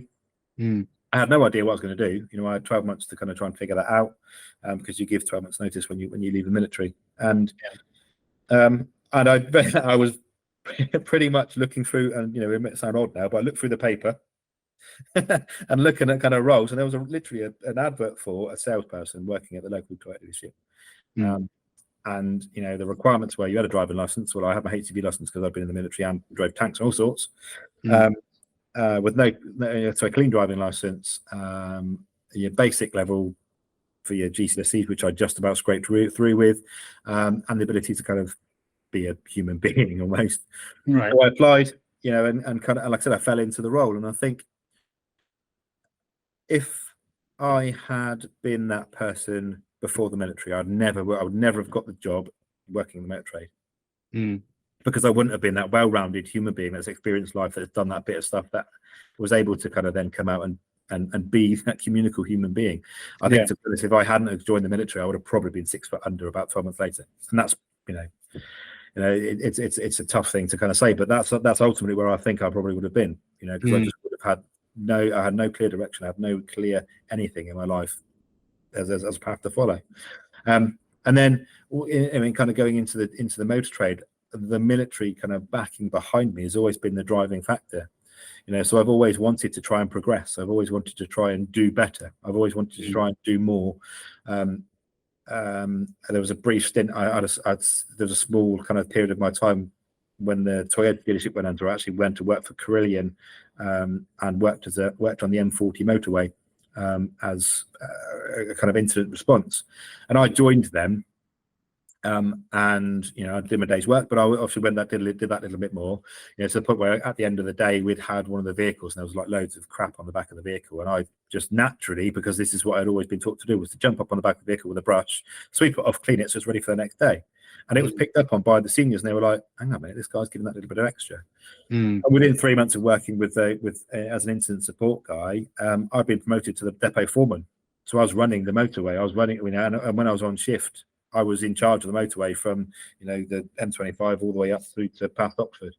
Right. And I was dealing with planned work. So I was dealing with incidents. So, if there was an accident, if my guys went out and put the cones out and kind of cordoned off the area, not the HATOs, not the traffic officers, or the Wombles as they're called, but we're the guys that kind of then had to deal with, get that vehicle off, repair any damage, kind of make sure that road was roadworthy again. So I did that for 9 months, and again, it was all kind of driven by my time within the military to kind of do that much better, to try and push myself and try and find a way. And it was actually there that I kind of created my first tool, if you like, for making things easier. Because I was working for them again, so they had 3 spreadsheets or 3 or 4 spreadsheets that did serve different functions, but they were always getting fined for missing work that was planned because they weren't really using the information that they had. So I created a spreadsheet that kind of read the information from those 4 tools, which was the training log as to what the guys actually can do, the rota as to who was on shift at the time, the holiday sheet as to who was on holiday at the time, and also then the works that were required by the government, by VOSA. And so then, rather than kind of missing targets, the system would go, right, you're on shift then, you need to be doing that work now. And the guys then, the guys would literally come in on a day and they'd kind of get their worksheets, and that was them for the day.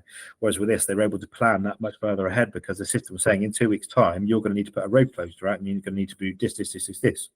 And Carillion actually bought that from me, and then rolled that out from the one site into others across the network. So, and it was that inherent kind of, things can be better, this can be easier, there's something that can be done to make this a much easier, a much better place to work. So that's where that kind of come from. And then again, driven by same lady at the time, but my other half at the time, she said she'd completed her university degree, had gone into a management role within Primark, and she said to me, we can move back down to the southwest, there's an opening down in the Primark in Exeter, shall we go? And I was like, yeah, why not? So handed him a notice in at the with Carillion, jumped down here, walked on to Marsh Barton, which is one of the biggest. There are more car dealerships per square foot on Marsh Barton than anywhere else in Europe, because you have literally every brand on Marsh Barton and Exeter. So I walked onto Marsh Barton with my CV, in my suit, and literally went, I can sell cars. And had 3 job offers within 2 days. Again, one of those things that the military, it's that kind of that military thing where I needed a job, I went and did it. I had that focus, I had that plan, so Yeah. that's what I did. I went and got that job. I went and, and how do I go about doing that? I put some nice shiny shoes on, I put my suit on, and I got my CV in my hand, and I go and physically go and stick this in front of the sales manager's face. And then, kind of say from there, my career kind of grew from there. And I joined Vauxhall, was with them for 3 months, got promoted to used car sales manager, ran the used car side of that for 4 years. Kind of changes within the business, and I kind of thought, time to have a look at something else. A role had come up as a sales executive at Mercedes-Benz, so I thought to myself, well, actually, it's so in terms of pedigree of the brand, it's a slight increase, but obviously it's a step down in terms of stature within the business. You know what? I can deal with that because ultimately I can still sell. So I went to work for Mercedes-Benz, and I worked for them for 4 years. And again, the kind of that driving thing behind me was to go, I want to do everything I can. So I was the AMG specialist, I was their electric car specialist, I was their hybrid car specialist, I was their Motability specialist, I was their retention executive. So I kind of pulled all these things, and it came to a point where they had a shuffle within the business, and there was potential room for management. And I felt I was ready to do that. And kind of went for the role, and they literally said to me, "Sorry, Rich, if we take you off the floor, we lose one of the biggest tools and one of the biggest assets that we've kind of created in the business on the sales floor, so we can't promote you." That was literally, we're not going to promote you, mate, because you're going to make us more money doing that than you are with that. Needed where you are, yeah. So so whilst I understood that, I thought to myself, no, because I want my career to progress. So again, I stuck my head above the parapet. Porsche Centre X, still looking for a sales executive. In my head, again, it's that one level up, one level down, because obviously I've done so much with the specialisms in that brand. Went to work for Porsche Exeter, and again, so I worked for them for 6 months. They promoted me to business manager. I brought the tool in because I've been working on the tool in my tenure in the time in these different dealerships. I brought that tool in, and in 1 month we sold more finance than they had done the whole of the previous year. Wow. A lot of that, so I'm not going to put it all down to the tool that I used, although it played a big contributing factor. But it was also the fact, because I had the time, because I had this tool working for me, I could then jump in and start speaking to those customers with my sales executives, to try and really boost them and push them, and to try and sell more finance and help them, and really kind of. A friendly reminder to share this episode with your network, like, comment, and subscribe. It really helps the show and only takes a couple of minutes. Support them in their sales. So the dealership kind of absolutely flew that month. We sold more finance. We sold like 20% more cars than they had the previous year in that same month, and it was all a massive flyer. So yeah, again after 6 months of doing that, they promoted me again. So I was then the general sales manager, and I did that for 3 years, and then the unfortunate COVID kind of hit. And hosted garages at the time, their ethos was almost a case of, when it's tight, we shed to save costs, and it's generally the middle management that suffers in that, because they've got the productors on the floor, and the fact they've got the sales executives, business managers are kind of deep in on the finance. So as long as those can kind of work together quite well and carry on working, then we can kind of lose that management role for the time being until things are right. So I was made redundant from that role, and on the same day I received my redundancy notice. I got a job offer working for Marshall Bridgewater, and again, it's because that army thing about me. There was no way that I could be without work. That was my fear, was that if I am not working, if I'm not earning money, then I'm not supporting my family. I'm not going to do what I really want to achieve in terms of having a good life. So I just really went out and smashed into on to the next thing, and I worked for Marshall Bridgewater for 6 months. Absolutely loved them, and I think they had kind of slightly bigger plans for me, because I was there as a transaction manager. I think they had slightly bigger plans for me, but I had an opportunity come up through a family friend, and decided to take that. And I'm quite proud to say that I went to work for this dealership, and we took it from being like a mum and pop operation, because they were kind of based in a shed. They were building a dealership that was going to be ready, and but they had to kind of integrate tools. They had no processes, they had no policies, they had nothing that really a business really needs. So spent kind of 2 years in really kind of installing those and making those work, and putting in the tools that those guys needed to be able to perform and to to kind of carry on with. And kind of come to the end of the 2 years and probably shot myself in the foot in the fact that I had done so well in kind of installing those things, because they no longer needed me. Right. The managing director said, well, actually, I'm going to take a bit more of an active role within the business. I'm going to kind of come down and start and take over from you, basically. So again, unfortunately, the redundancy kind of bell rang, and Rich was on the way out.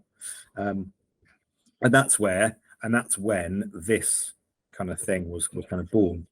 Because I'd been talking with the DQ guys for a little while, because their philosophy is that you don't quit. They like speaking to people like myself who are slightly older in years and experience, have created a problem to a solution that could be replicated elsewhere, but don't necessarily have the funds, or don't necessarily have the time necessary to kind of get that to the point where it can do something.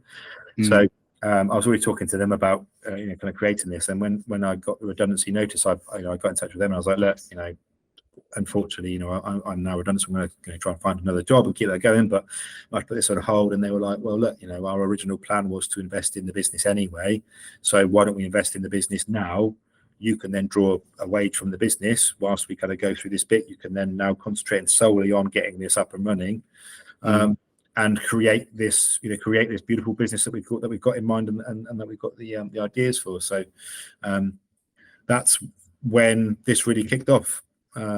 That's when I kind of create, and they led me kind of down the right route. The kid on the 3-year-old on the reins, they kind of pulled the right one. I was going the wrong way over there, and they guided me down the right route to the point where we funded at 314k. So and along the way I've kind of made some really kind of tight bonds with the likes of my web developers. Toby and the team at Blue Mongoose, they just now get it.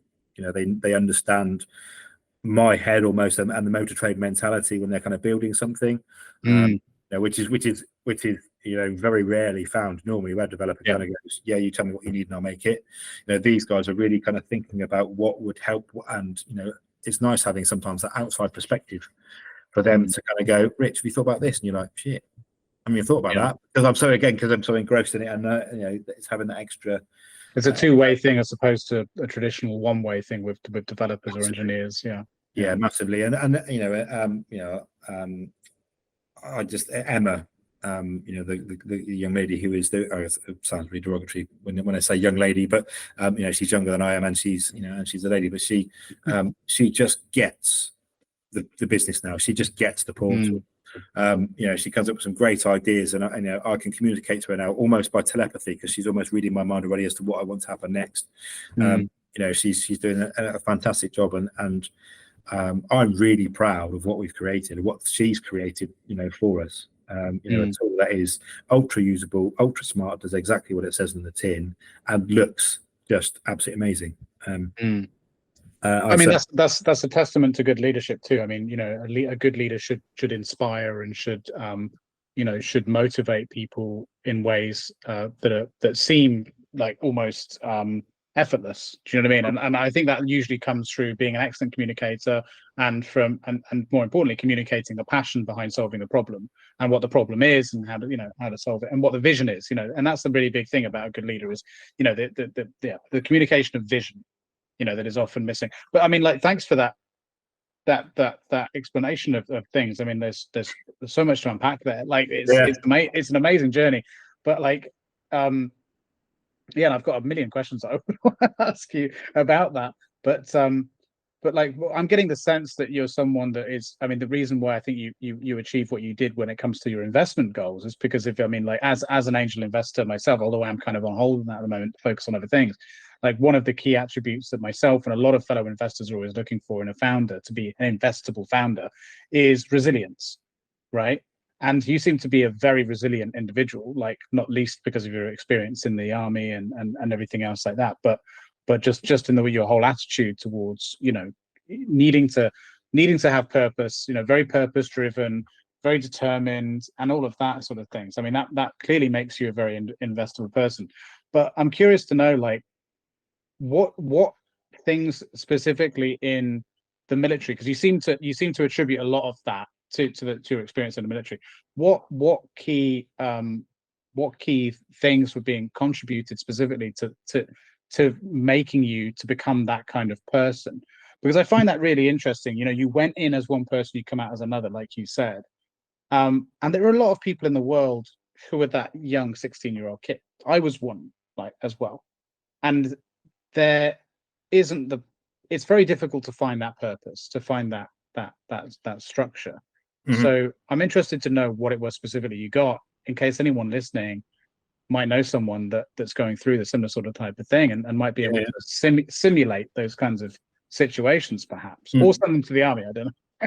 Yeah, I mean, so I think the biggest thing that I drew and took from the army was the self-confidence and the is actually instilling into me self-confidence, self-discipline, and self-belief. Interesting. Because when you go in there, when you join, there is no way you believe that you are going to be able to climb that hill with that massive pack on your back, wearing those boots, having had no sleep the night before. You just don't think you're going to be able to do it.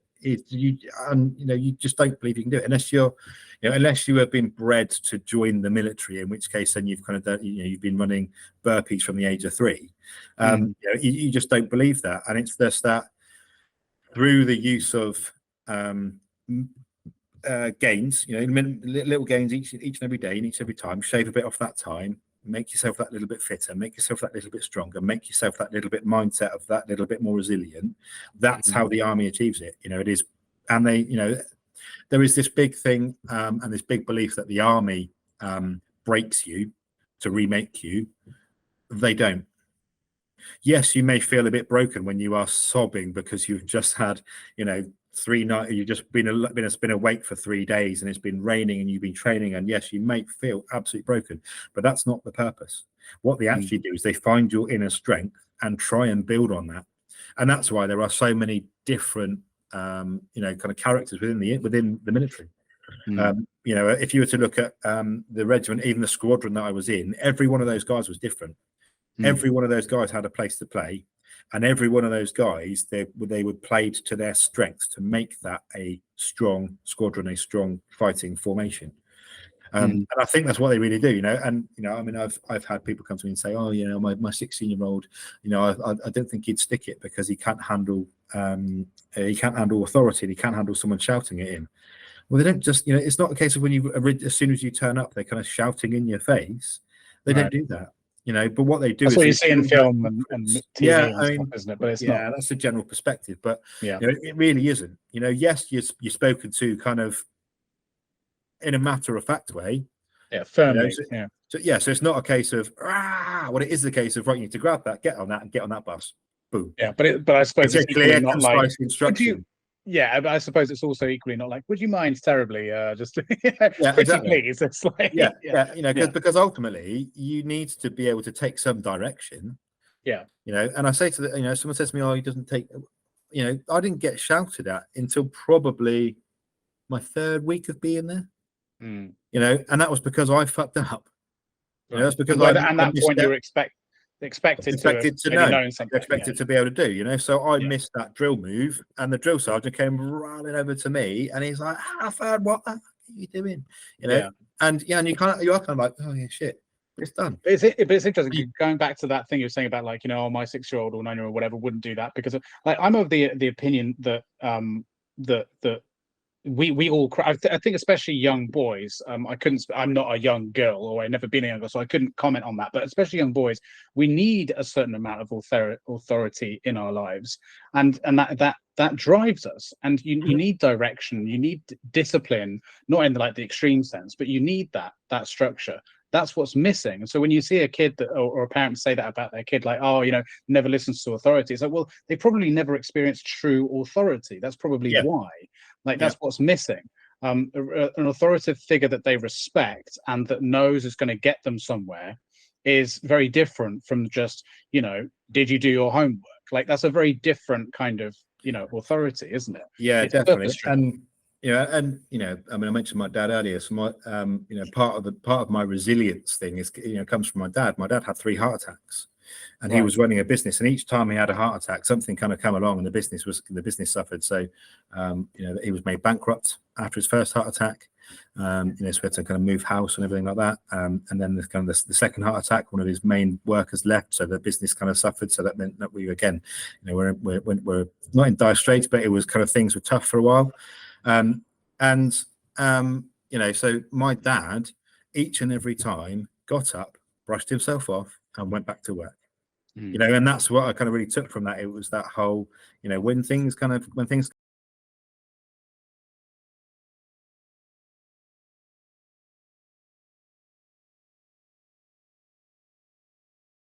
do it really for you. do. And yeah, exactly. No one else is going to do it for you. So just, you know, just go and do it. You know, and that's where that's, you know, what I do now. You know, each and every time I kind of come across a hurdle, you know, if it kind of trips me over, right, pick myself up. Where did I go wrong? What can I do to change it? Right, let's go again. Let's have another go. Let's try again. You know, and that's the whole kind of, and you know, I'm lucky with the business that I've got now, in that DQ Ventures are there to help try and steer me away from those pitfalls, you know, and they're still there in the background now. You know, they're still working alongside me and kind of helping to guide me in the right direction to try and avoid those pitfalls. But you know, but even then, I've still got things in the back of my mind of going, well, I need to make this work. So how do I do that? You know, what do I need to do? What do I need to kind of change? What do I need to kind of make better to make this kind of physically work? You know, and it's very easy, I think, in life in general to become a victim, right?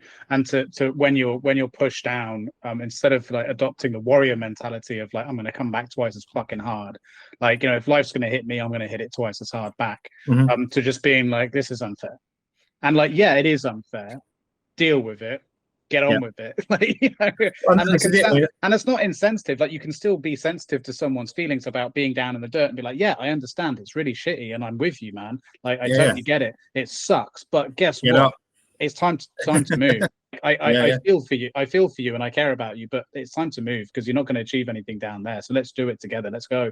You know. But like, are you familiar with a gentleman called Jordan Peterson? No. I feel like you'd get on very well with his stuff. He's a bit of a controversial figure, mostly because of, I mean, he's a world famous psychologist, clinical psychologist, and he's become quite famous in the last few years, particularly because of a viral news interview he did with Channel 4. He's Canadian, but he did an interview that went viral because he just essentially ripped apart this interviewer for some of the stuff he was saying. He got famous for talking about gender identity, primarily about some legislation in Canada that was going to make it unlawful for you to misgender someone, and he was speaking up against the legislation of that type. But essentially, he's more known before that and since for writing a very famous book called I've got the name of the book now. I think it was called Tidy Your Room or something like that.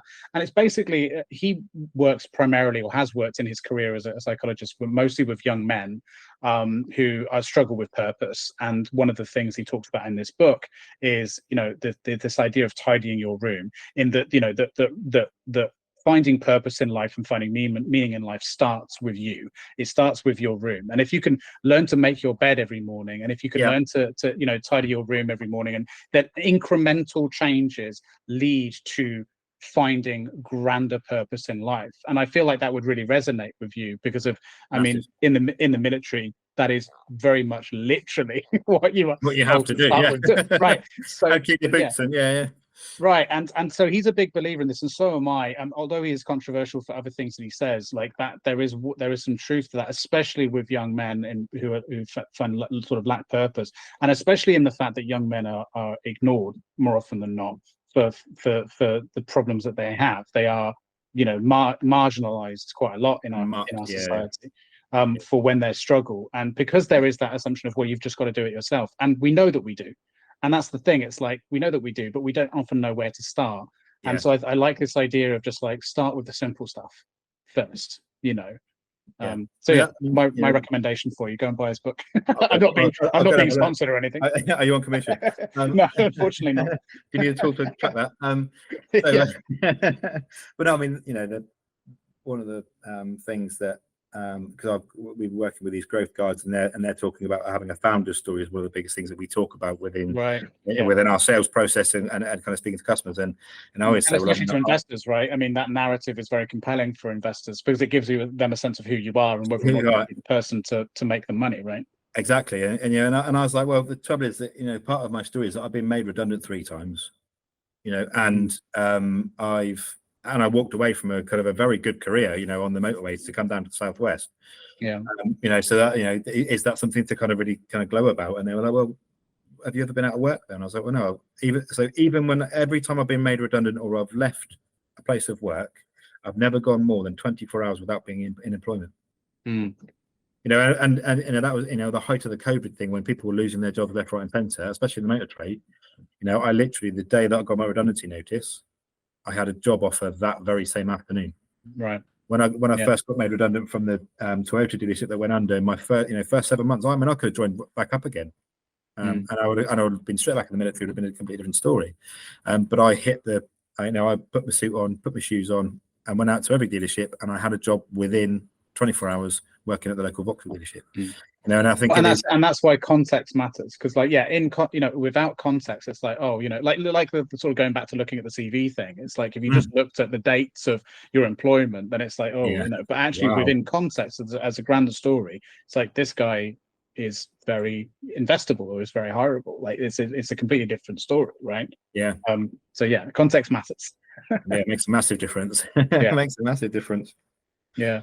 Well, look, we're coming up to the last 10 minutes already. I don't know where the time's gone, as is usually the case in these things.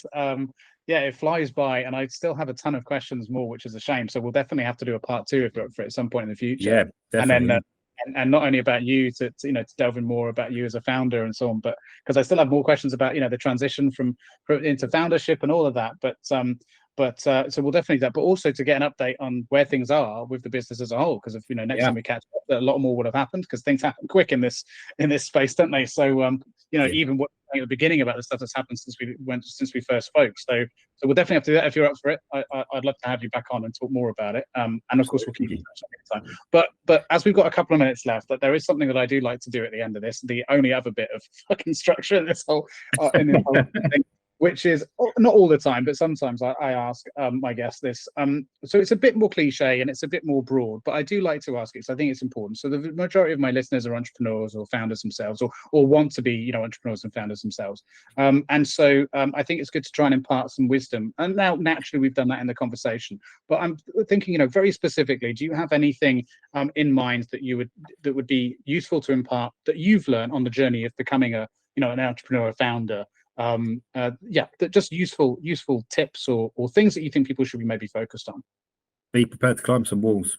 It may sound daft, but the whole route from kind of first starting out on the fundraising, there was a wall, there was a boundary every day, right. And it was, if that was, I sent out probably 20 to 30 messages or emails a day when I was going through the fundraising thing, and I received maybe 2 replies out of those, and one of those was always a no. The other one was a maybe not right now. It was really hard work, and it was quite demoralizing. To have that, to kind of wake up in the morning and just know you're just going to get nowhere, and that's what it feels like, is you're getting nowhere. But ultimately, you just kind of kept at it, and I tried different angles. Pivot. Try new things, look at something different. I was assisted by Toby at Blue Mongoose. He sent in this list to me and said, Rich, these guys are apparently looking for investments right now. And it was like there's 10 different funds on there that was going to. I applied to all of them. The startup funding company was on there, and they kind of came in as one of our lead investors. And that opened up extra funding for us later on down the line, because they gave us a target of raising another 40k via angel investment to unlock 80k from the British Business Bank. Right. So, and that's it's that when we talk about it, when you've got to do what you got to do. So if they say you need to jump through that hoop, just go jump through it, and do it with as much vigor and do it as well as you possibly can. And you've got to grasp, right? Yeah, and if you jump through that, if you jump through that hoop and there's a wall on the other side and you hit it, pick yourself up, dust yourself off, go again, do it again, do it again, do it again. It's gonna hurt, and it is. There were times when I admit that there were times when I was, almost debating saying to my other half, shit, I'm just going to get another job. I'll go, forget this fundraising lark. Forget this. This is just mental. But it's just having that resilience and that kind of place of mind to go, actually, no, I've got something here. Believe in what you've got. If you believe that what you've got is going to make a difference, just go for it. Again, regret having done it than not having had a go. Right. Yeah.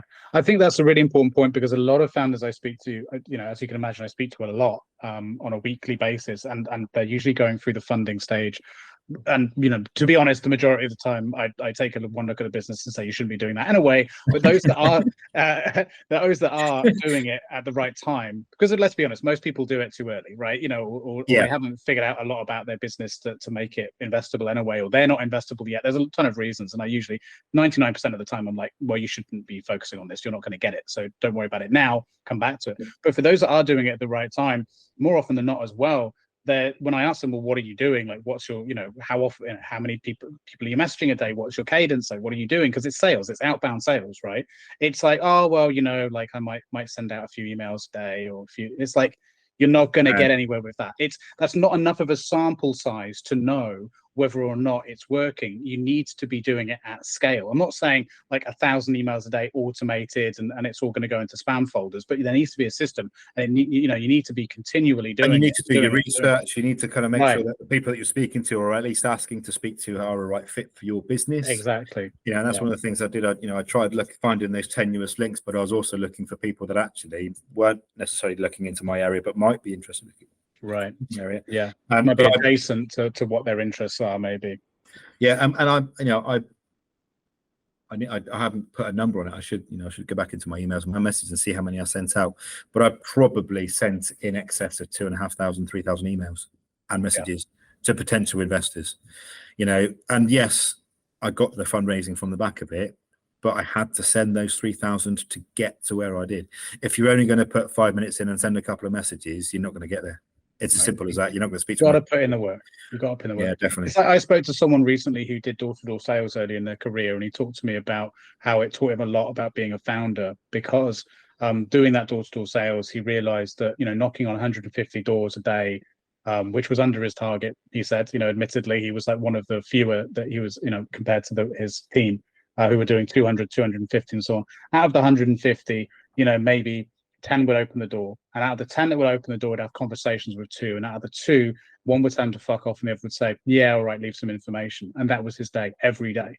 Yeah. Like, that's the reality of building something from nothing. That's the fundraising. That's the founder. Right. That's what it is. And it's not just fundraising, it's everything, isn't it? Every aspect of being a founder is like that. Like you said, walls non-stop. But it's understanding that there's, beyond that, there's more walls. But eventually there are none. If that door slams in your face, climb through the window. Right, exactly. Yeah. Or bash it down. Like absolutely, yeah. Bring out the tank. Good advice. I mean, essentially what you're describing there is be resilient, but in a practical terms. It's good advice. Good advice. So look, man, I'll let you go, but thank you again so much for your time and being generous with your time and your story and everything like that. And we'll definitely keep in touch, and I'll be following along what you're doing and cheering you on, as I do with all of the founders I speak to, because of we're kindred spirits. Do you know what I mean? So we've got to support each other. Definitely. So, and I'd love to get you on again in future. Yeah, brilliant. Look forward to part 2. Cool.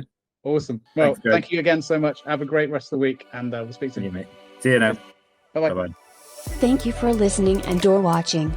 Please like and subscribe and join in the conversation in the comments below.